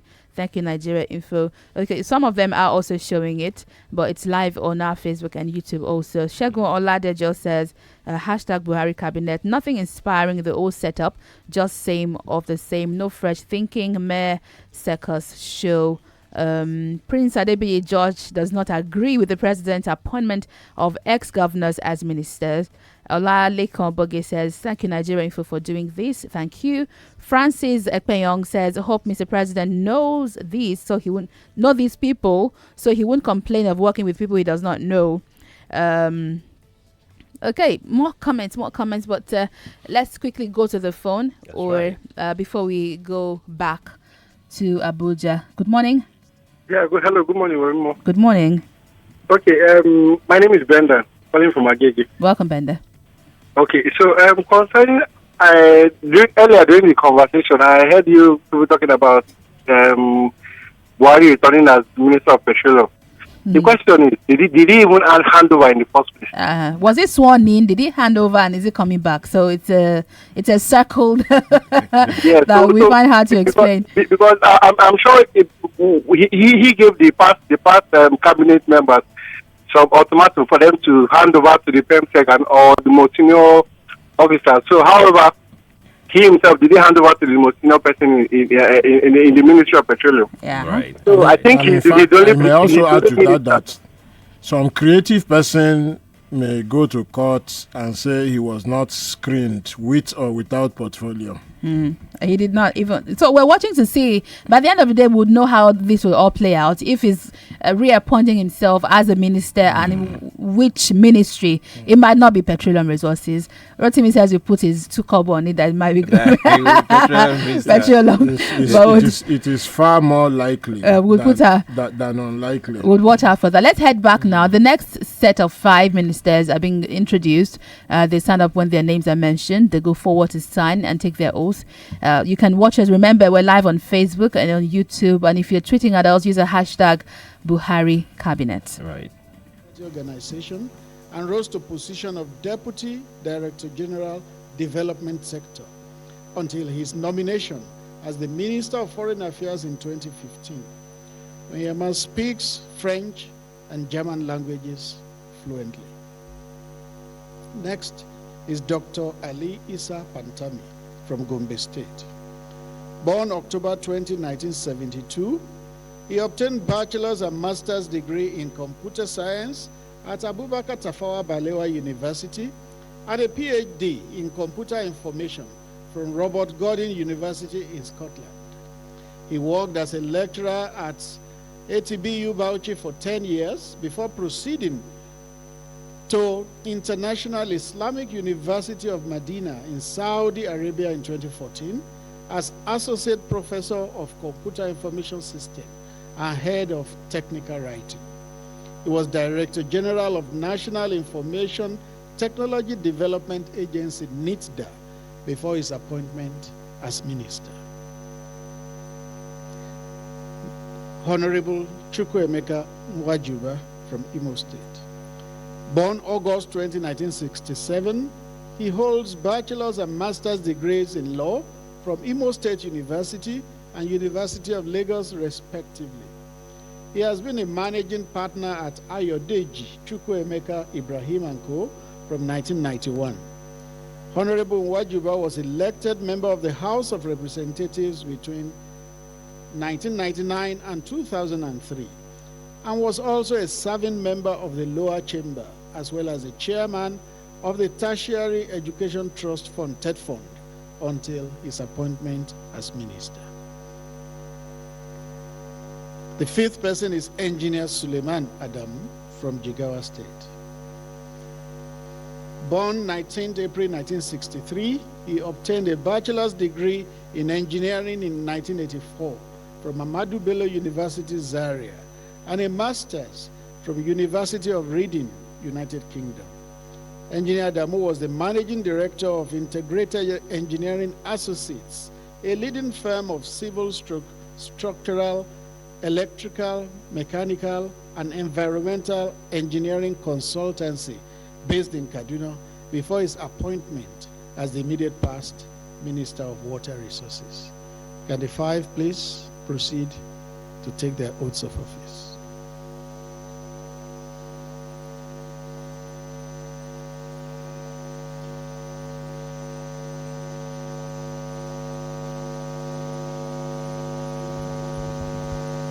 All right, there you have it. If you're watching live, the third set of 5 just took their oath. This is moving on pretty quickly. They're just stepping forward to read their oath and then sign into the what I would like to call the book of life, because that's the all important book where their signatures will be put on, and that's their attestation to the fact that they accept to be ministers for the next 4 years. Let's listen to their oath now.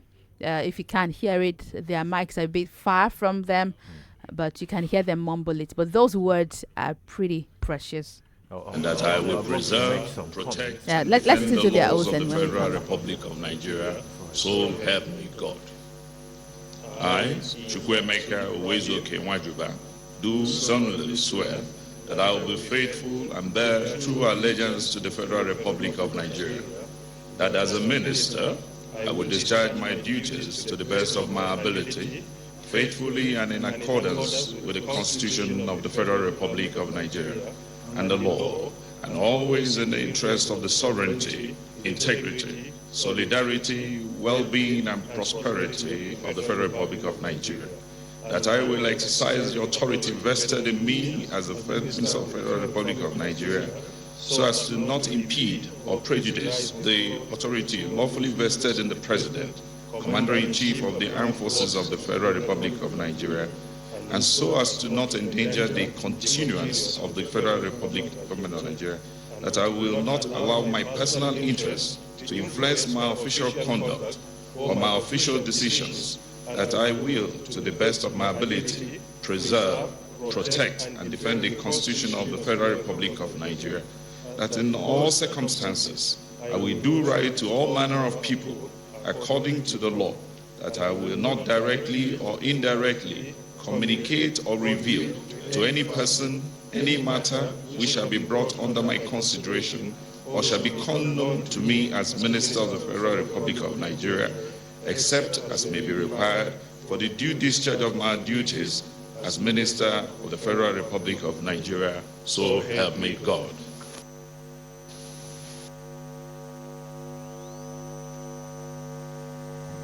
All right, you have it. The oath having taken, and they're about to go sign on that all-important book. The president is standing to receive them, but we need to go on a break now. The news will also come up at 12. But this continues. Remember, keep talking to us on social media with the hashtag Buhari Cabinet. Bola Olajide has been here with us all morning. Bola, thank you. Good to be here. Rotimi Sankore, thank you. Remember that we're giving you live coverage on Nigeria Info as your number one news, talk, and sports station. I'm Wemimo Adewuni. And I'm Sheriff Quadry.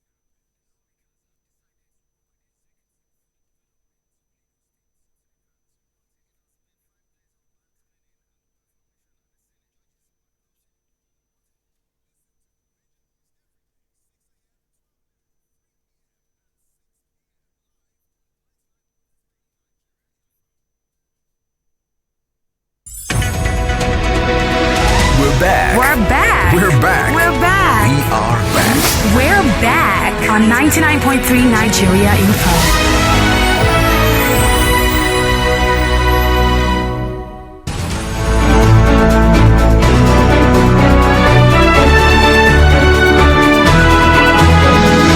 And now, this is the news.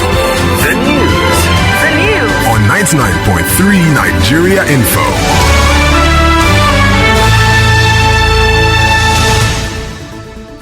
You're listening to 99.3 Nigeria Info. We have the news. First, we take a look at the major headlines. President Muhammadu Buhari swears in new cabinet members. National Identity Management Commission to extend national identification number enrollment to Austria and Germany. Suspected armed robbers attack convoy of Deputy Governor of Nasarawa, Emmanuel Akabe. Lieutenant General Abdel Fattah Abdelrahman Baram sworn in as leader of Sudan's newly established Sovereign Council. We'll be back with details shortly.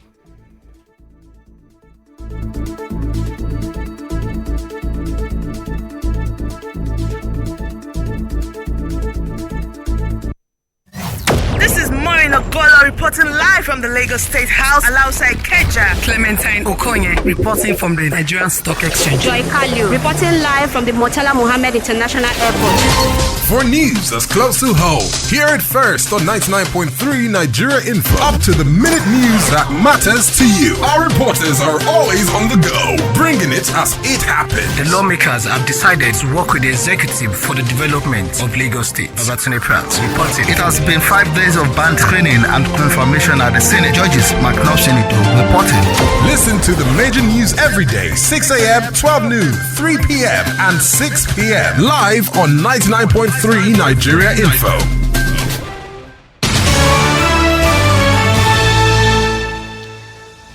Welcome back. We have the news in detail. President Muhammadu Buhari has sworn into office the new secretary to the government of the Federation, Boss Mustafa. The SGF was sworn in by the president shortly before the commencement of the swearing-in ceremony of ministers in Abuja today. That I will abide by the code of conduct contained in the 5th schedule to the Constitution of the Federal Republic of Nigeria, that in all circumstances, without fear or favor, affection or ill will, that I will not directly or indirectly communicate or reveal to any person any matter which shall be brought under my consideration or shall become known to me as the Secretary to the Government of the Federation. The federal and state appointments for ministries, agencies and departments have been faulted because the screening committees were not privy to portfolios of those screened.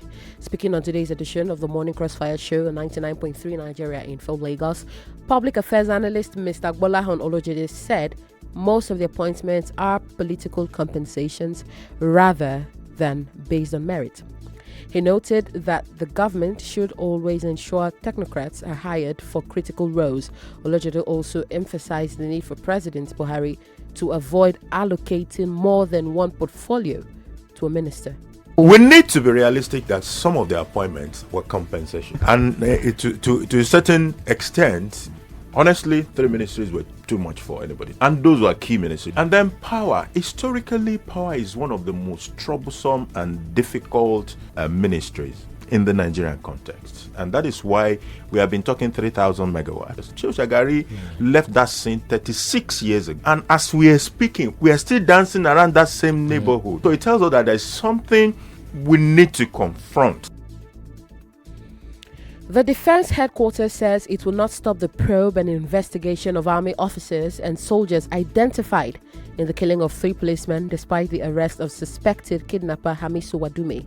Wadume was allegedly assisted to escape by soldiers after a police team came under attack from troops attached to the 93rd Battalion, Takum, on August 6th. The joint investigative panel set up by the Defense Headquarters at the instance of the President of Nigeria will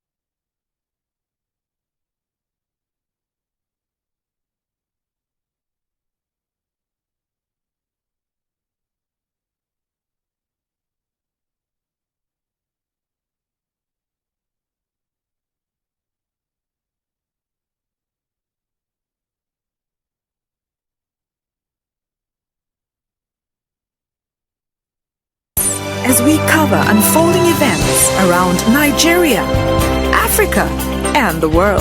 All the news, all day, every day, right here on Nigeria Info. 99.3. 99.3. Nigeria Info. I am listening.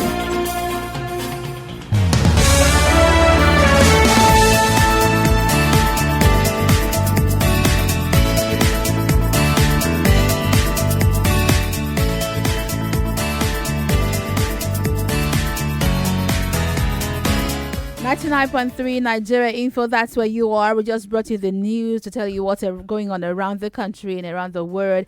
But the swearing-in ceremony of the new cabinet for this administration is still ongoing in Abuja.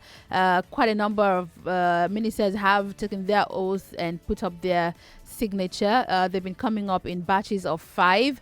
Another batch is coming up right now, and you can watch us live on Facebook, on YouTube, at Nigeria Info FM. Leave us your comments with the hashtag Buhari Cabinet. Rotimi Sankore is here. Judges Macnobson, our political editor, would also join us. I'm Wemimo Adewuni. And I'm Sheriff Quadry. The conversation is not just on air, it's also online as well. So please go over to our Facebook page. If you are nowhere your radio or TV, you can watch us live on our Facebook page and our YouTube channel as well, and drop your comments and join the conversation. A whole lot of conversations going on those platforms. Feel free to join those conversations, and of course our phone lines will be thrown open as well as we go along. Right now we can see another batch of ministers designate about to take their oath. Mohammed, Yeah. you will be On delighted this to batch, know that he's yes. been sworn in now. On this batch, you have Lai Mohammed, you have Gbemisola Saraki, you have, I can't identify whose faces these are, but let's listen to their oath right now. I will be faithful and bear true allegiance to the Federal Republic of Nigeria. That as a minister, I will discharge my duties to the best of my ability, faithfully and in accordance with the Constitution of the Federal Republic of Nigeria and the law, and always in the interest of the sovereignty, integrity, solidarity, well-being, and prosperity of the Federal Republic of Nigeria. That I will exercise the authority vested in me as the Minister of the Federal Republic of Nigeria, so as not to impede or prejudice the authority lawfully vested in the President, Commander-in-Chief of the Armed Forces of the Federal Republic of Nigeria, and so as not to endanger the continuance of the Federal Government. That I will not allow my personal interest to influence my official conduct or my official decisions, that I will, to the best of my ability, preserve, protect, and defend the Constitution of the Federal Republic of Nigeria. That in all circumstances, I will do the right to all manner of people according to law. That I will not directly or indirectly communicate or reveal to any person any matter which shall be brought under my consideration or shall become known to me as a minister of the Federal Republic of Nigeria, except as may be required for the due discharge of my duties as minister of the Federal Republic of Nigeria. So help me God.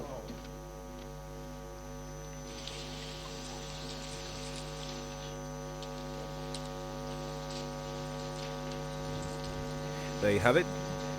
The ministers designate just took their oath right now. The next step will be for them to approach the president one after the other to append their signature to the oath. The president is upstanding again, and the minister designate will first append his signature before the president append his, and that will be done for each and every one of the ministers designate. Well, we look forward, especially for these oaths taken to be over with, and then we actually just want to know which of these ministers will be handling which portfolio. What would they be in charge of for the next 4 years? I'm sure that's a high point in this whole inauguration happening today live. And you can, if you're watching on the screens, You might be able to see Asiwaju Bola Ahmed Tinubu, who is there at the ceremony, and some other people, dignitaries, are also there at this inauguration, important inauguration of the cabinet. We have 7 women on this cabinet. We have quite a number of people, and it's spread across the country. Right. All the ministers are from the 36 states, although we have some states that have 2 nominees, 2 ministers each coming from those states. But it's a balanced spread, or rather it's a wide spread. Yes, so you have one at least representing one state of the federation. Rotimi, some persons went to court in the past days to ask that this inauguration be suspended because there is no nominee from the FCT. The case was struck out, though, for being too late. To the extent that it is the law so far that is a constitutional requirement that at least one minister from each state and the FCT. To the extent that the FCT is being deprived, I think they do have a point. Although I don't subscribe overall to this idea that you must find one incompetent person from each state. No, the idea is not to have one incompetent person from each state. The idea is to find one you are looking at it from the other way. Yeah, it is to have one competent person from each state. But because Nigeria is where we are now, because so far what they've been doing is mostly finding one incompetent person from each state. If not, we won't be discussing all these problems we discuss every day. No lights, no water, no transport, no food, no education, no health. But the problem is not that they come from a widespread of the states. The problem is that we're not looking for the right people in those states. Judges McNobson is joining us, is our political editor. Judges, you've been following these all morning. Yes, I didn't really know where Rotimi started from, but from what I heard, all I was just trying to say was that I don't personally subscribe to this idea that one minister from each state is the solution to the problem. We need the most competent people from each state. Now there is a doubling up because many people didn't note that more people were nominated beyond the number of states, supposedly from each geopolitical zone. Right. Let me take Judge's reaction. So I was asking Rotimi about the case that was brought up at the Federal High Court in Abuja, saying that this inauguration ceremony should be stopped because there is no minister selected from the FCT. So the Constitution says that they must all be taken from the 36 states. They are all from the 36 states, but there is no one from the FCT. So that's where the conversation about having people from each state comes in. I want to subscribe to what Rotimi has said, because we don't really need competent people from each state. We can. Why do we need competent people from each state when, at the end of the day, the people that will be selected are the incompetent one from each state? There is nothing wrong if all the competent people that were selected comes from 1, 2, 3 states. Really? Yes, as long as there is Senate already, there is House. Exactly. As long as they are able to perform. That is the end justifies it. Are you saying then that we should ask that part of the Constitution be changed because it's by law? That's federal character. No. Yes. We are just saying that it's established by law. Going by our experiences in Nigeria, we've seen government come, government go, and nothing is really happening. So why not look for competent one? If you can get 5 from this state, why not? Does that mean we can't find a spread of competent people from across the country? We can. So why don't we just advocate? It depends on what the bar for competence is. If the bar for competence is such that if we need 40 ministries, those 40 people of the very highest bar come from 12 states rather than all 36, I would rather go for it. Well, if you are the Minister of Education, you are the Minister of Education for the entire country. You are not there to represent your state. Yes. Right. If you are the Minister of Health or Youth or Economics, it is a thematic role for the entire country. You are not there to represent your village or your state. Right. Babatunde Your state Fashola has is being House of Rep introduced. and We need to go back senators. now. Babatunde Fashola is being introduced now. Another batch of 5 will be coming up to take their oath and also swear. He's been introduced. His profile being read. He's dressed, if you're watching live, blue, double, looking very good. Blue and red in summary. That's what he's wearing. So let's head over to listen to the names of the next batch of 5. Babatunde Fashola was the immediate past Minister of Power, Works and Housing. Abdullahi Mohammed Hassan from Nasarawa State. Born April 21, 1968, he holds a combined honors degree in Common/Sharia law from Usman Danfodio University, Sokoto. He started work as a legal practitioner at Prime Chambers in Abuja.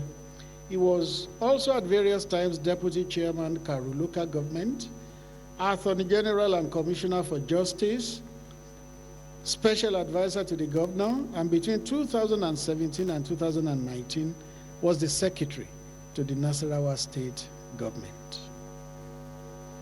Ambassador Zubairu Dada from Niger State. Born March 28, 1952, he holds a bachelor's degree in English and French languages in 1974 at ABU, as well as a master's in law and diplomacy from University of Jos.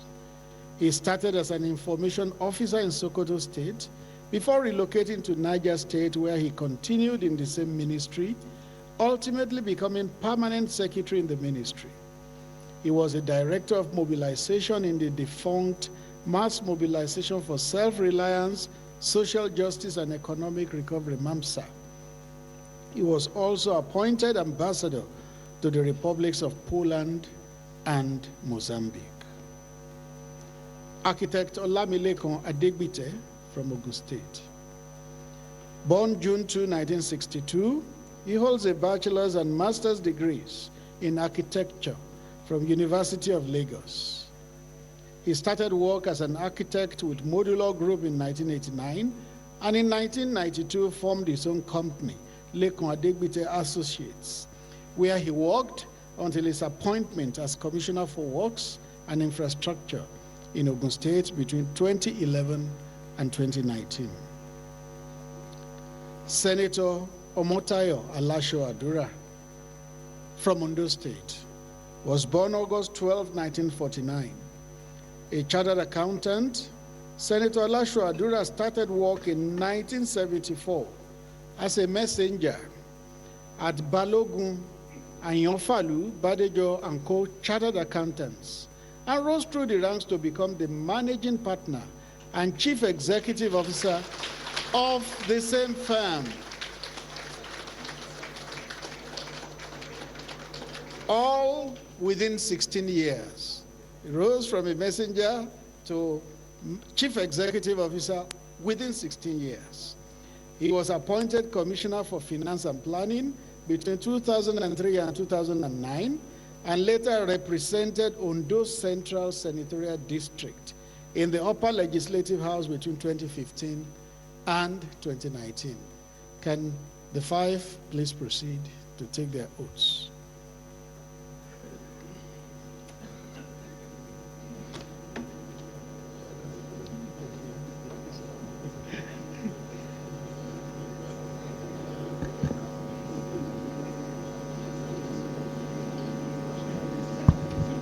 So another batch of 5 have been called forward. Their profiles have been read, and they will be taking their oaths now. Interestingly, one of the ministers got a resounding applause for rising from being a messenger. That's Tayo Alasho Adura. He rose, from being a messenger through the rank and file in his company, and that seemed to be a high point of his profile. Yes, to become that's big. That's a good thing. 16 years. But he was going to school now. And that's why he rose. Yeah, because he went to school. That's the point. Not because the messenger worked very hard. No, certainly not. He rose because he went to school, but it's quite commendable. Yes. So you have another set of 5 here, and they're taking their oath of office right now. I'd love you again to listen to that oath because we need to hear them say it. That's their commitment to you as the people of Nigeria. Solidarity, well-being, and prosperity of the Federal Republic of Nigeria, that I will exercise the authority vested in me as the Minister of the Federal Republic of Nigeria, so as not to impede or prejudice the authority lawfully vested in the President, Commander-in-Chief of the Armed Forces of the Federal Republic of Nigeria, and so as not to endanger the continuance of the federal government of Nigeria, that I will not allow my personal interest to influence my official conduct or my official decisions, that I will, to the best of my ability, preserve, protect, and defend the Constitution of the Federal Republic of Nigeria, that in all circumstances I will do right to all manner of people according to law, that I will not directly or indirectly communicate or reveal to any person any matter which shall be brought under my consideration or shall become known to me as Minister of the Federal Republic of Nigeria, except as may be required for the due discharge of my duties as Minister of the Federal Republic of Nigeria. So help me Allah.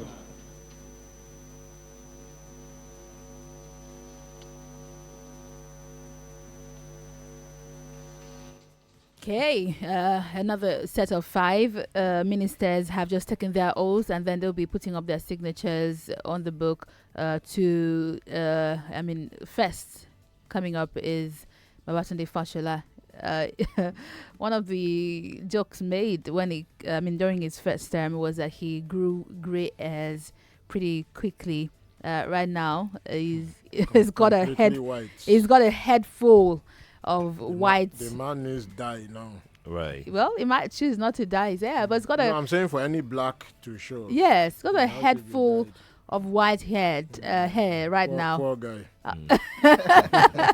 This was one of the prominent features during his first term. I mean, he had black hair, but just within the first few months. Right. But now he's got a full head of white hair. Does this, however, show that he did well? Remember that the president also made a remark about security officials losing weight, and so they've been working hard. Does this reflect? I think giving Fashola 3 portfolios in the first tenure is like trying to limit his performance, because I want to see Fashola handling one ministry, and because Nigerians are expecting so much from him, I believe that Fashola will put his all in just one ministry, and Nigeria will see a change in that ministry. Nigeria will get a better dividends of democracy from him when he handles a ministry, and can focus his energy on that one. Right. Because Fashola he walks like a tiger. You understand? Says he works like a tiger. Looking at his record in Lagos, you understand? So, but that's debatable. Yes, I understand. Highly debatable. Yes. But it's my opinion. This swearing in with that portfolio looks like a trap to me.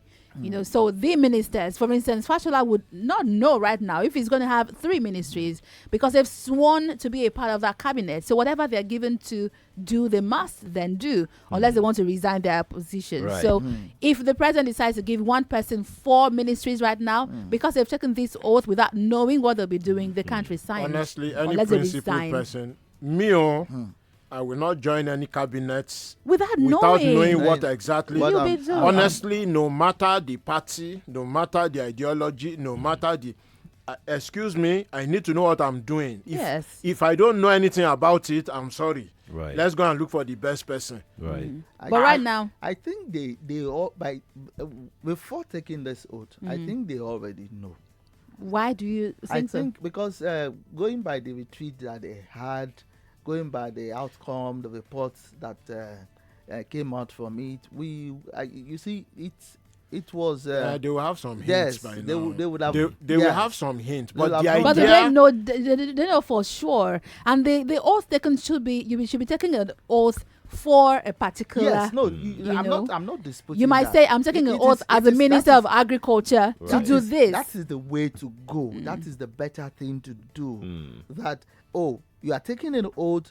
You are taking an oath in respect of this particular portfolio. Right. That is how you're supposed to. Or to me, there are ministers that will be returning, and there are fresh ones. Looking at those that will be returning, Chris Ngige, Hadi Sirika, Rotimi Amechi, Obatune Fashola, Musa Bello, Gunaya Onu, Adamu Lai, Mohammed Jeffrey, Onyema Osage, and a host of them.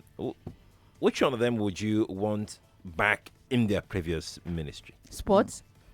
He's not returning. I got the reaction I thought I would have. He's not even there. His name is not there. To the extent who should manage sports? To the extent that nothing fundamental changed, that we could say that was wow factor. I mean, look at science and technology. That's what should be driving any economic growth in terms of industrialization. What can we say that Mr. Ono did there?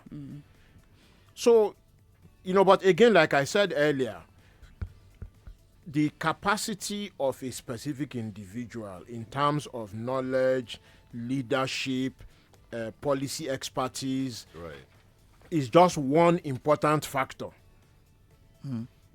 to be able to perform in a cabinet. The other factors are what is the joint up planning or the multi-sectoral planning that is going on there? And what is the overall ideology of the government in terms of what do they stand for and what do they hope to achieve? Right. If those three things don't go together, it doesn't matter how good you are as an individual. You will get to a certain ceiling and the progress is going to end there. Go forward. Because there are certain things you can't do without your colleagues. Yeah. How do you industrialize without power? Exactly.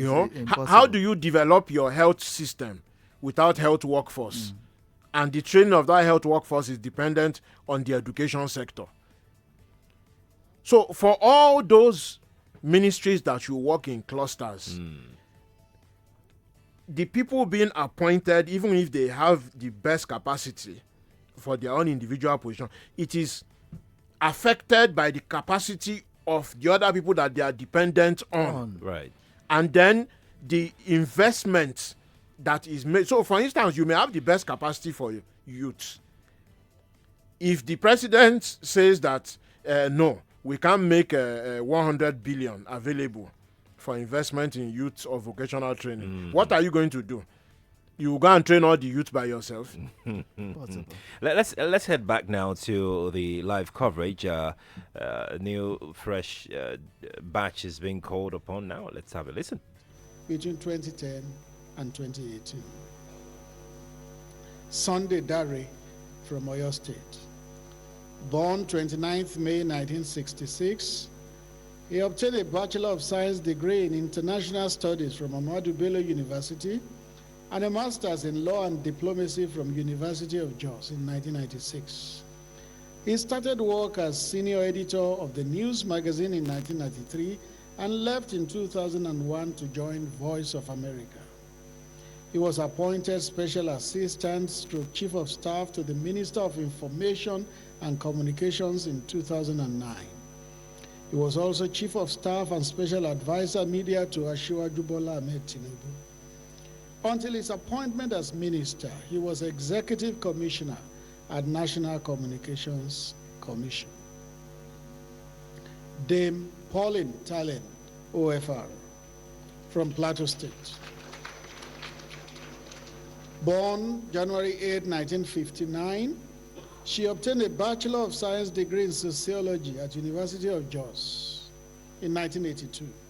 She also attended a program for strategic public sector negotiations at Harvard University in the United States.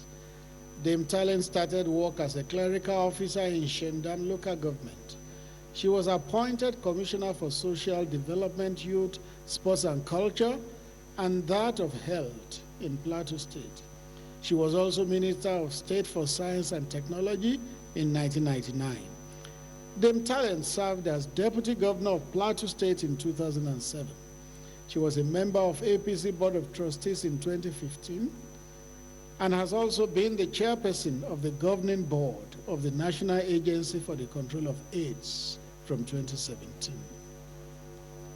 Right Honorable Chibuke Rotimi Amechi from Rivers State. Born 27th May 1965, he graduated from University of Port Harcourt with bachelor's and master's degrees in English in 1987 and 2006, respectively. He started work as public relations officer with Palmo Clinics and Hospitals Limited, Port Harcourt in 1988. Right Honorable Amechi later embraced politics and became two-term governor of Rivers State after serving 2 terms as Speaker of Rivers State House of Assembly. As in 2015, he was also the Director General of the victorious 2019 APC Presidential Campaign Organization. Amechi was the immediate past Minister of Transportation. The 5th person in the batch is Mohammed Megari Dingyadi from Sokoto State.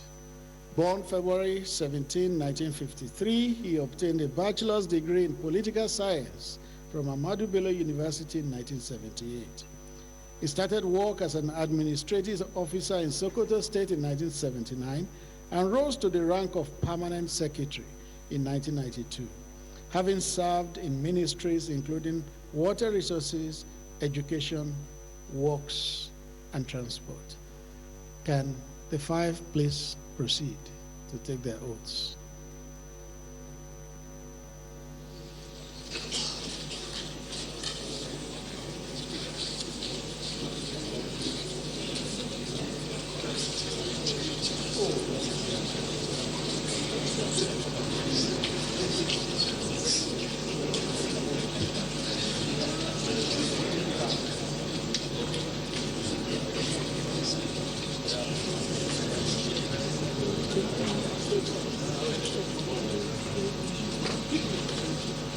Sorry.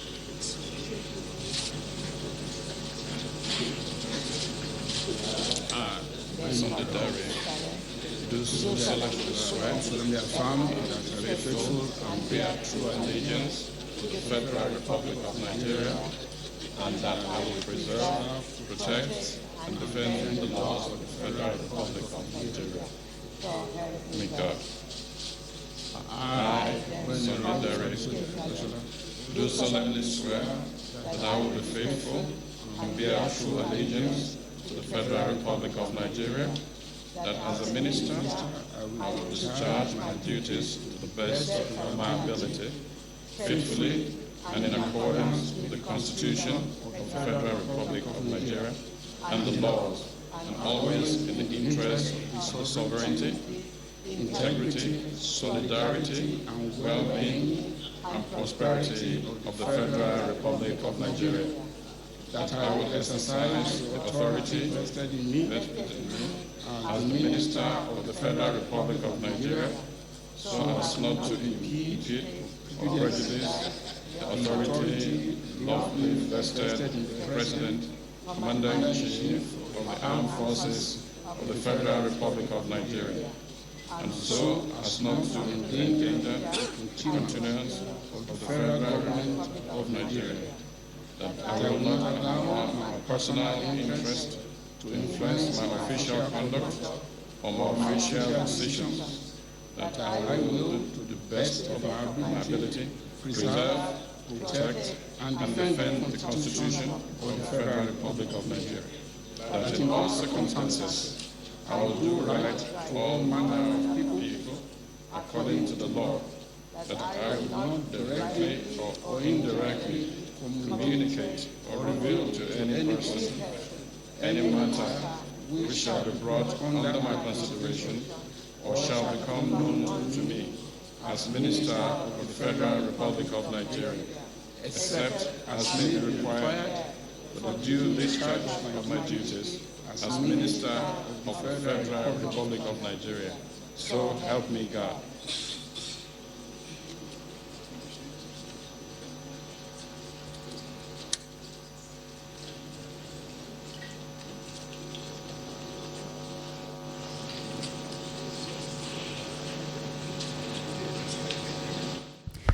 All right, another batch. Ogbeni Ralph Aragbashala is stepping forward right now to sign after they've all taken their oath of office. The president is also standing to look over his signature and also append his signature on this issue. This is moving pretty fast. This should be the last batch, I believe, after which the portfolios should be announced. We hope. We're really all just holding our breath, expecting that the portfolios will be announced after this is over. We hope that we would all know. But we're live on Facebook and also on YouTube, where you can watch us right now. We're using the hashtag Buhari Cabinet, where you can leave us your comments also on Twitter. We'll take your calls also in a moment. This is Nigeria Info. That's right. Very quickly, if you would like to join the conversation, feel free to join us on Facebook and YouTube. Rotimi, very quickly, this actually, we talked about this earlier on off air. The directive during the retreat by President Muhammadu Buhari to his cabinet members to always route any meeting agenda through his chief of staff, on the implication of the kind of cohesion that should exist in his administration and the pace at which development should move. But will this in any way affect coordination at all?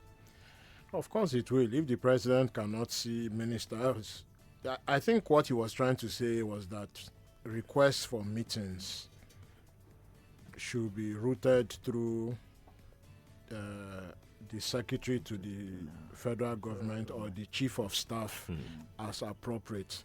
And I assume that is routine. But normally what any president should say to his cabinet and his advisors is to say, I have an open door policy to encourage them to see all of you. But for routine matters, pass it through the secretary to the federal government and the chief of staff. But feel free to talk to me about important issues. You need to make them understand. Now, it is then up to him, when he hears from the person, to then say, okay, this matter you are raising, I have heard you. Thank you for bringing it to me. We'll raise it at the proper forum so that it can be addressed. And it will go through the normal process so that one person won't come and say to him that the other person is not doing so. Then without consulting that person or without consulting the Federal Executive Council, you will then take arbitrary decision, and then your minister of this or that will be wondering, so why am I here? If one person can come and see you and upturn my decision. But the president should be able to listen. Because that's why they're there. Yes, if the culture is then built that for anything that needs proper decision making, that decision will not be taken outside the proper forum, then people will start to understand that there is open door policy, but it can't be abused. Right. Let's go on a very quick break while they are signing on the paper, and also the president is signing. We'll come back to expectedly hear the list of portfolios and who will be getting what. This is Nigeria Info, and this is a live coverage of the inauguration of the new ministers happening live in Abuja. And if you're watching us on Facebook or YouTube, you can see the live feed of what's going on live in Abuja. And we're giving you commentaries also coming in from Rotimi Sankore and Judges McNobson, who is a political editor. When we come back from this break, we hope that we can then have the list of portfolios. We'll be back in a moment. Stay with us.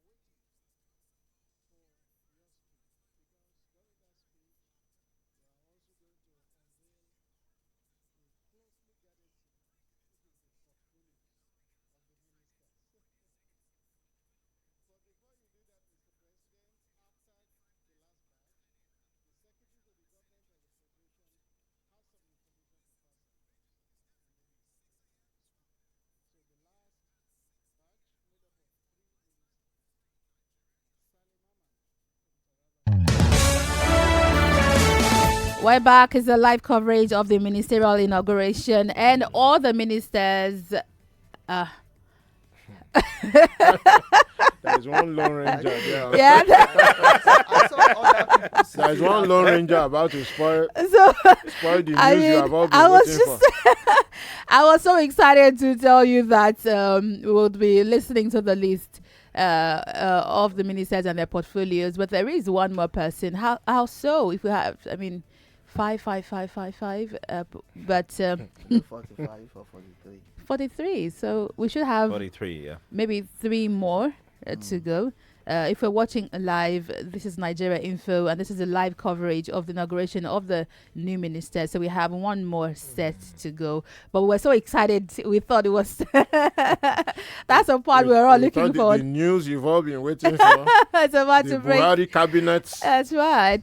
Because we need to know who is getting which. Just follow hashtag Buhari cabinet. And we are excited to announce to you that the hashtag Buhari cabinet is trending right now on Twitter, which means you are engaging with us, and we appreciate you for talking to us on Twitter. If you want to know what people are saying on the hashtag Buhari cabinet, head over to Twitter and see the trail of comments and conversations and arguments. Twitter is a very interesting place to be any time of the day. Immediately after these 3. So it should be. The portfolios will be on the Father Christmas present will be opened. Okay, the last person. Okay, let's head back to Abuja now, and we'll be back again. I'm business administration from Ahmadu Bello University in 2008 and 2014 respectively.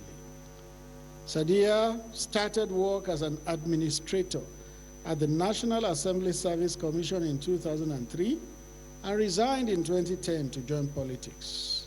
She was until her appointment as Minister, Federal Commissioner, National Commission for Refugees, Migrants, and Internally Displaced Persons. Can the 3 please move forward to take their oaths of office?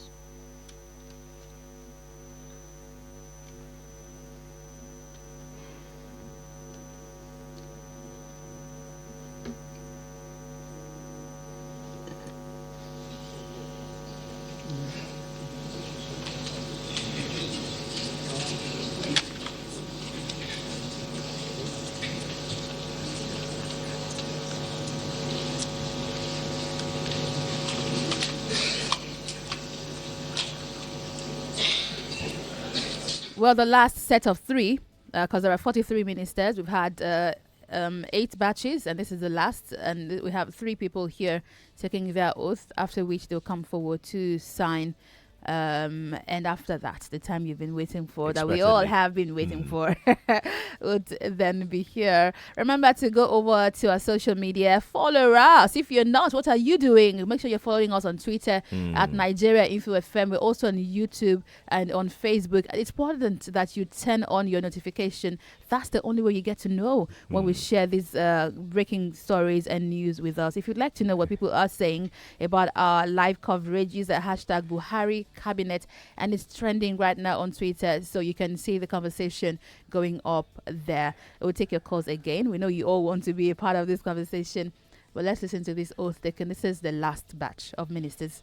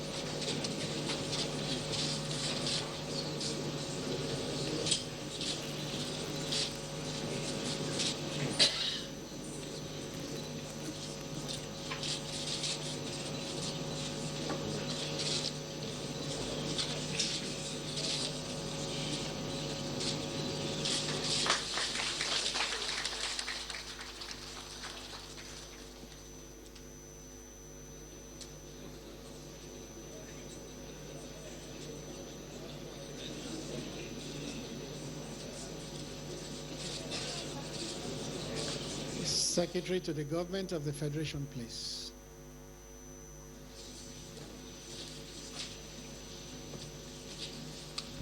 All right, it's a wrap then. If you're watching live, you can see that the last batch of 3 ministers have just been sworn in. And now it's time to, again, go back to Abuja. We all believe that we would be hearing the portfolios these ministers will be holding, shall we? Just give some few information notices with regards to what we expect the honorable ministers to do immediately after the presidential address. You are expected to familiarize yourselves with your various ministries within this particular period and set out to work particularly on the budget, taking cognizance of the fact that we have assured the National Assembly that we are sending in the budget immediately they return from recess. And also within the period, we would, by the time your portfolios are signed, we would send out the ministerial mandate for you to review within 2 weeks with the permanent secretaries assigned to your ministries and attest your signatures and return for the purposes of safekeep and also monitoring and coordination. With the kind permission of Mr. President, on a very sad note, I want to announce to this chamber the demise of Malam Tijani Yusuf, the special assistant to the president on general duties, who passed on a couple of weeks ago. In the last 2.5 decades, 25 years, if you ever stepped into this chamber and you were administered an oath of office or oath of allegiance, you would have gone through the processes conducted by Mala Tijani Yusuf. This is the first time in 25 years that he is not performing this role. And with the kind permission of Mr. President, I want to request this honorable chamber to stand and observe some moments of silence, and thereafter I will request the Permanent Secretary, State House, to offer prayers for the repose of the soul of the deceased. Thank you, Mr. President. 1 minute of silence to be observed for Malam Tijani Yusuf, who passed away a while ago, after which prayers will be offered for him, I believe, from both the Muslim and the Christians in the house. They're all standing, everyone is standing to observe 1 minute of silence in honor of Malam Tijani Yusuf, who has served for 25 years. اللهم بارك على محمد وعلى ال محمد كما باركت على ابراهيم وعلى ال ابراهيم في العالمين انك حميد مجيد واذا سالك عبادي عني فاني قريب اجيب دعوه الداعي اذا دعاني فليستجيبوا لي لعلهم يرشدون ثم اهبطوا من حيث افاض الناس واستغفروا الله ان الله غفور رحيم فاذا قضيتم مناسكم فاذكروا الله كذكركم واباكم اشد ذكرا فمن الناس من يقول ربنا اتنا في الدنيا وما له في الاخره من خلاق ومنهم من يقول ربنا اتنا في الدنيا حسنه وفي الآخرة حسنة وقنا عذاب النار أولئك لهم اسم الله سبحانه الله لا إله إلا هو الحي القيوم لا تأخذه سنة ولا نوم له ما في السماوات وما في الأرض من ذا الذي يشفع عنده الله بإذنه يعلم ما بين أيديهم وما خلفهم ولا يحيطون بشيء من علمه إلا بما شاء واسع كرسي السماوات والأرض ولا يؤوده حفظهما وهو العزيز كم من فئة قليلة غلبت فئة قصيرة بإذن الله والله مع الصابرين أمر رسول ما ظلم بربه من كل آمن بالله وملائكته وكتبه ورسله لا نفرق بين أحد من رسله وقالوا سمعنا وأطعنا غفرانك ربنا عليك المصير لا يكلف الله نفسا إلا وسعها لها ما كسبت وعليها ما اكتسبت ربنا لا تؤاخذنا إن نسينا أو أخطأنا ربنا ولا تحمل علينا إصرا كما حملته على الذين من قبلنا ربنا ولا تحملنا ما لا طاقة لنا به واعف عنا واغفر لنا وارحمنا أنت مولانا فانصرنا على القوم الكافرين اللهم اغفر وارحم بعد اللهم اغفر وارحمنا بعد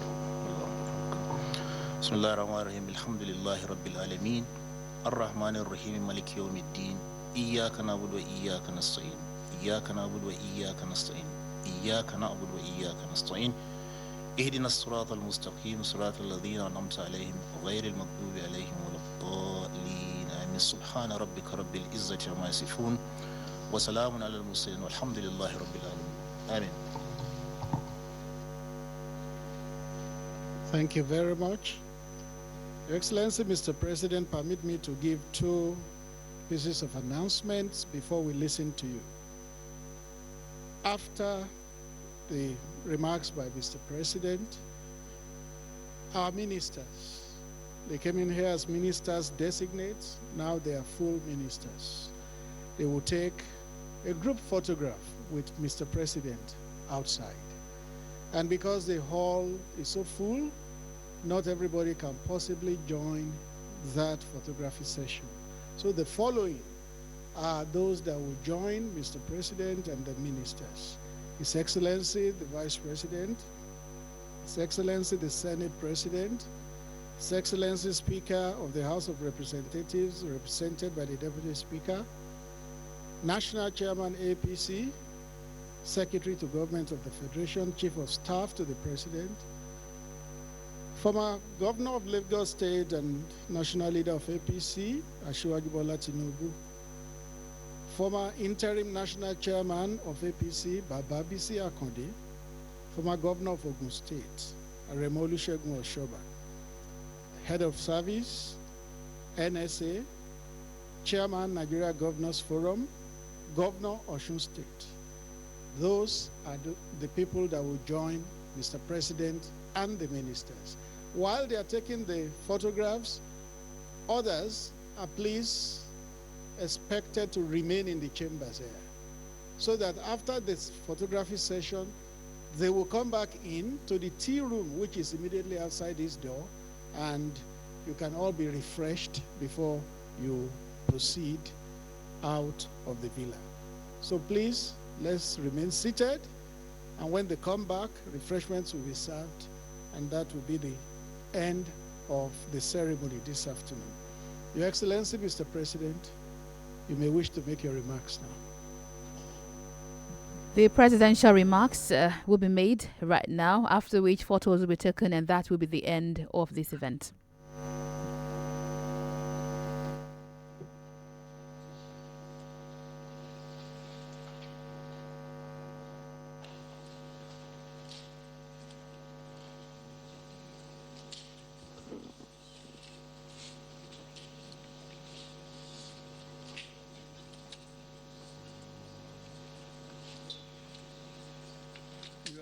The Vice President, the President of the Senate, Speaker, House of Representatives, National Chairman, APC, Progressive Governors President, elders of APC here present, newly sworn-in members of the Federal Executive Council, Chief of Staff, senior government officials, distinguished guests, ladies and gentlemen. Today marks another milestone in the history of my second term in office, after Nigerians overwhelmingly voted the All Progressive Congress during the 2019 general elections. The outcome of the election was a clear testimony of the strong confidence of our people in this administration, and we must not let them down. Over the past 4 years, we have made enormous progress in tackling difficult challenges faced by the country. We have excited the country from recession, restored economic growth, curbed inflation, and showed up our external results.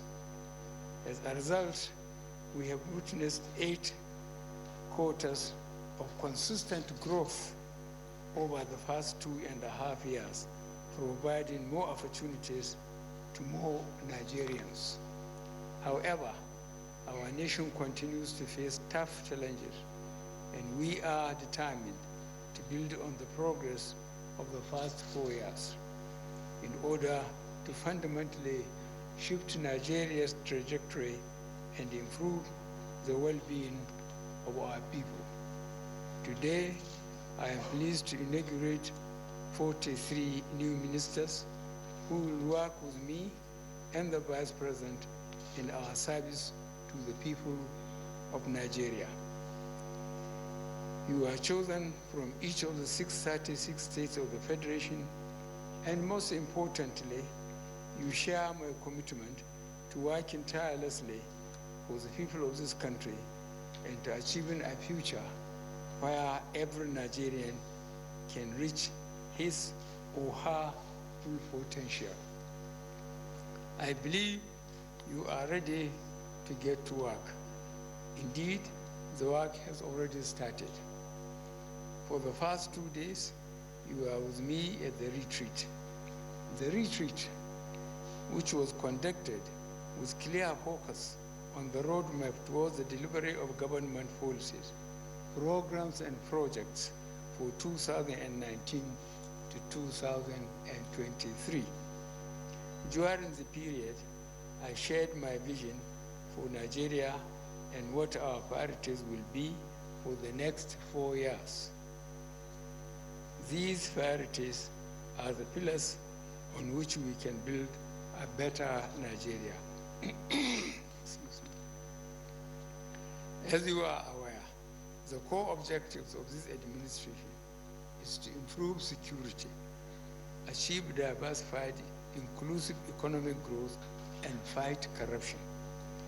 I am convinced that we can build a buoyant economy that supports inclusive growth and creates broad-based prosperity for every Nigerian, one that will absorb the 2 million Nigerians entering the labor market each year, as well as reduce the backlog of over 20 million unemployed or unemployable Nigerians.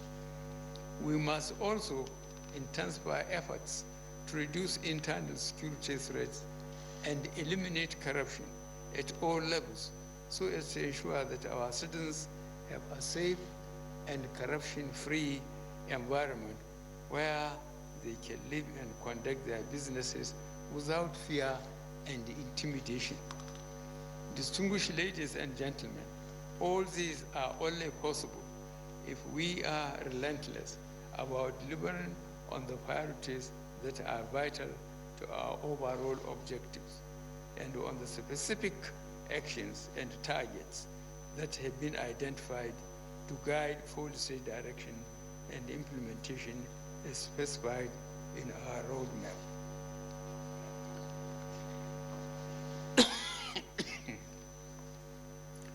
I am pleased to note that at the end of the retreat, we have agreed and prioritized the key strategic initiatives required to drive socio-economic growth in our country, which must be accomplished because the people of Nigeria expect nothing less from us.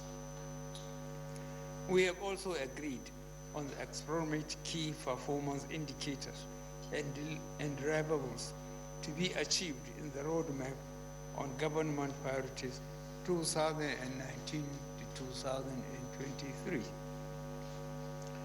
Distinguished ladies and gentlemen, our primary business over the next 4 years is to work together towards delivering the results that the people of Nigeria expect from us.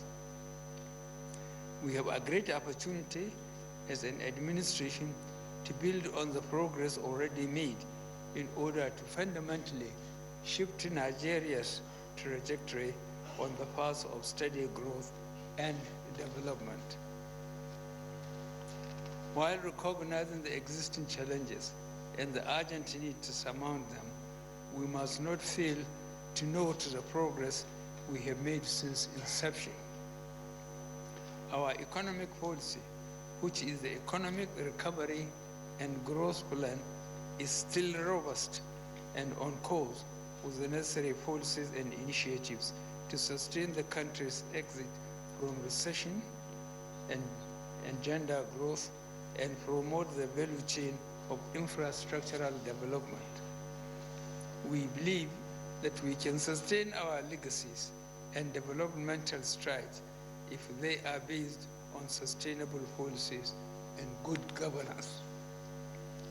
Let me also emphasize that as heads of your respective ministries and for effective implementation of your mandates, you are required to work closely with the permanent secretaries and chief executive officers of agencies under your purview.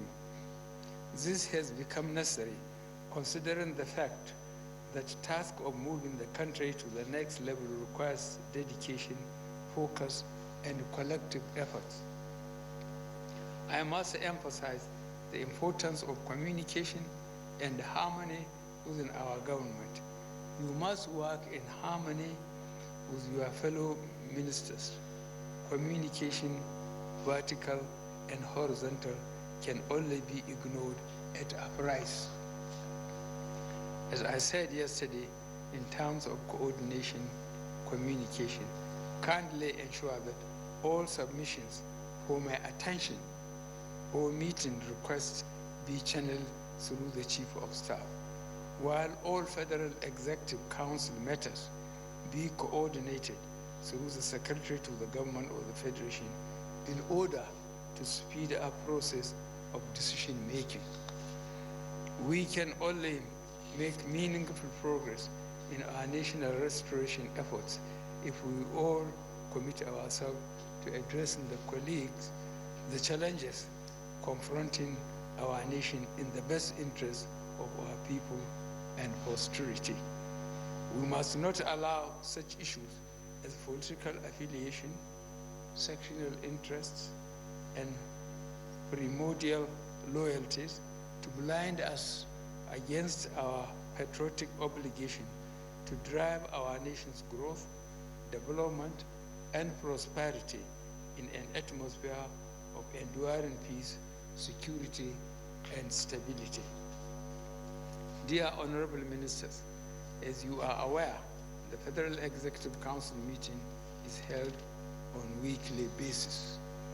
As part of efforts towards ensuring effective delivery on our priorities, I have directed the Secretary to the Government of the Federation to track the progress against what we have committed to do to achieve these objectives.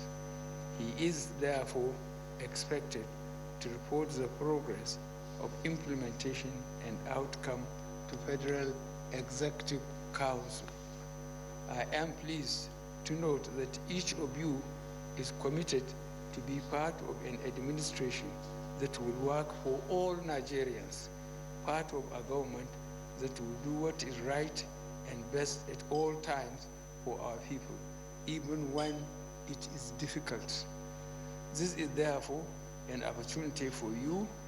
It is a call to serve and collectively build a safer, more prosperous, and fair nation. In conclusion, I am pleased to inform you that the federal ministries have been further expanded to ensure effective service delivery. The ministers are therefore allocated portfolios as follows. Number 1, Dr. Okechukwu Oga, Minister of State Mines and Steel Development. Muhammad Bello, Minister of Federal Capital Territory. Senator Goodwill Fabio, Minister of Niger Delta. Dr. Chris Ingege, Minister of Labor and Employment. Sharon O. Akezo, Minister of State Environment. Malam Adamu, Minister of Education. Ambassador Mariam Y. Katagum, Minister of State Industry, Trade and Investment. Timothy Silva, Minister of State Petroleum under Mr. President.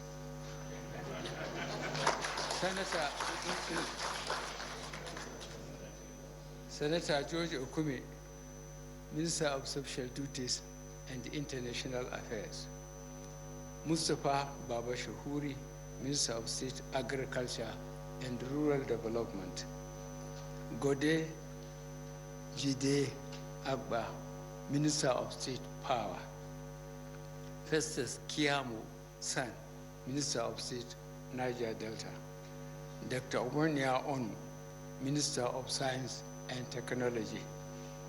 Dr. Osagi Iha Nere, Minister of Health. Clement Aike Anade Agba, Minister of State, Budget and National Planner.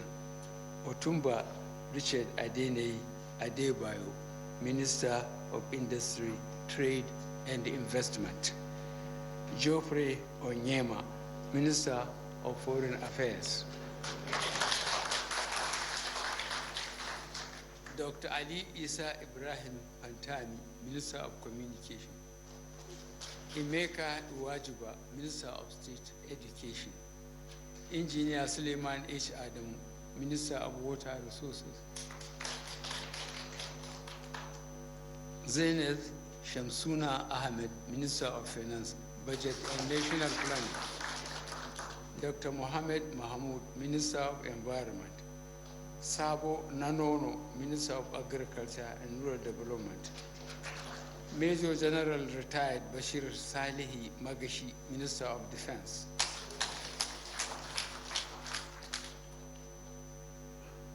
Then Minister of Petroleum. Next, Senator Hadi Sirika, Minister of Aviation. Abubakar Malami, Honorable Attorney General and Minister of Justice. Ramatu Tijani, Minister of State, Federal Capital Territory. Lai Mohammed, Minister of Information and Culture. Bemisola Saraki, Minister of State Transportation. Babatunde Raji Pashola, Minister of Works and Housing.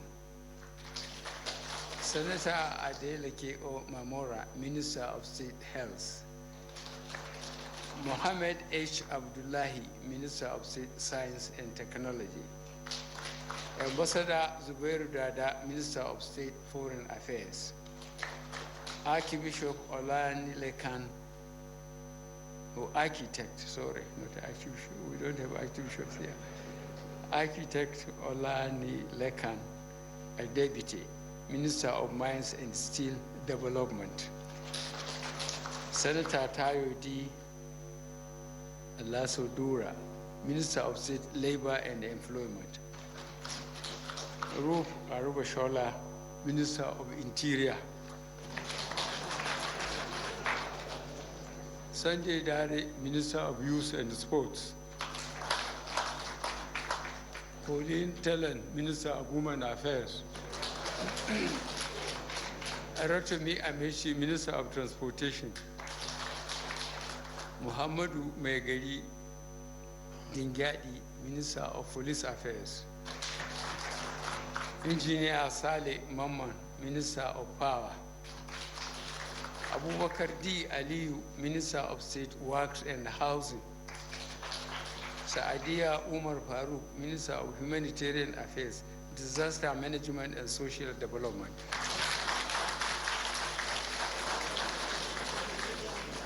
On this note, I wish to formally inaugurate the new members of the Federal Executive Council. Thank you and God bless the Federal Republic of Nigeria.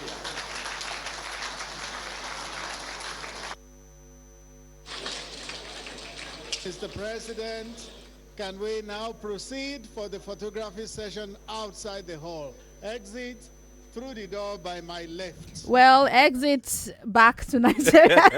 So, and people, there you have it. You have your ministers and the list. Big announcements. Wow. Important. Let's run you through the names that we caught. If you want to have details, you have to head over to our website where we'll give you the full details. But we're all scribbling pretty fast to catch as many as possible. Zainab Ahmed, digital news editor, we put it up on Twitter. Zainab Ahmed is the Minister of Finance, Budget and Planning. Suleiman Adamu, Water Resources.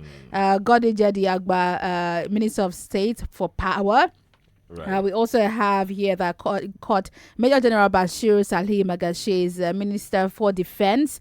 You also have Babatunde Raji Fashola now having two portfolios, Minister of Works and Housing. Right. And guess who's got power now? Angelia Saleh Maman from Taraba State is a Minister of Power. Bimsola Saraki is the Minister of State for Transport. Olamile Kondegbite is the Minister of Mines and Steel Development. Olutayo Alasho Adora is the Minister of State for Labour and Employment. Rauf Araboshola is the Minister of Interior. Rotimi Amechi, Minister of Transportation. I caught that much. Right. Akpabio is the Minister of Niger Delta Affairs. Ngige is Minister of Labour. Sharon Ikazo is the State Minister for State Environment. Adamu is the Minister of Education. Festus Kiamo, Minister of Niger Delta State, as Junior Minister. Jeffrey Onyema, Foreign Affairs Minister. We also have Shamsuna Aliyu. Okay, that's too much. I think I have. Judge, did you catch some more, judges? Lai Mohammed, Minister of Information. Yes, Malami Abubakar Malami returned as the Minister of Attorney General. And Minister of Justice. We were hoping this would be split, but he's taking the two together again. And Lai Mohammed returned as Minister of Information. And the president had a chuckle when he announced Timmy Praise Silva. Yes. As Minister of State for Petroleum. Saying working under the president. There you go. Yes. Rotimi Sankore just won a jackpot. You guys submit your bets. He just won. But the president did not. The Minister of Petroleum was not present for screening. No. Did not step down, did not hand over. Didn't hand over, didn't appear for screening. Right. And just didn't take oath of office. and just reappointed himself. I mean, well, they're stepping out for photos and we are saying our goodbyes. Thank you all for joining this live coverage of the ministerial swearing in the inauguration of the new ministers. Head over to our website. You can find the list. And social media. And social media. We are trending right now with the hashtag Buhari Cabinet. Keep talking to us all day and follow the conversation there. Big thanks to everyone. We've had Bola Olojede here with us. Rotimi Sankore has been here since the front pages.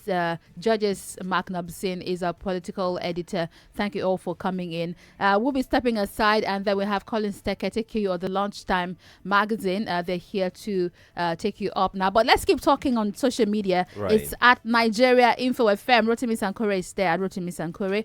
Judges is also up on social media. Yeah. You can find him there and keep talking to him. I'm up on social media as Wemimo Sport. You can trust that we're taking this conversation up to Twitter to continue to talk about this list of ministers. Very interesting.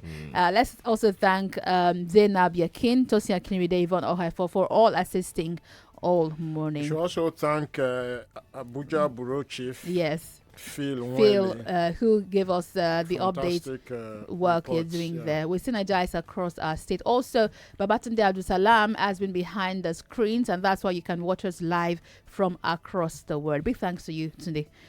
Sheriff, let's go. We have to go. Don't forget that you can join the Hard Fact, the afternoon crew, for further discussions on this particular development. It promises to be interesting. Trust me, we will not stop talking about it. Guess what? The phone lines are buzzing. But guys, take all that conversation to Alho and Sandra by 3 p.m. because we must go now. Thank you all. I'm Wemimo Adewuni. And I'm Sheriff Quadry. We'll be back with the morning crossfire at 6 a.m. tomorrow. Bye now.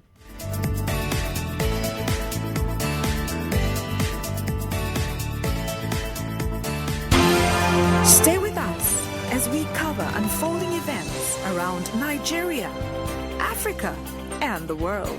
All the news, all day, every day, right here on Nigeria Info. 99.3. 99.3. Nigeria Info. I am listening.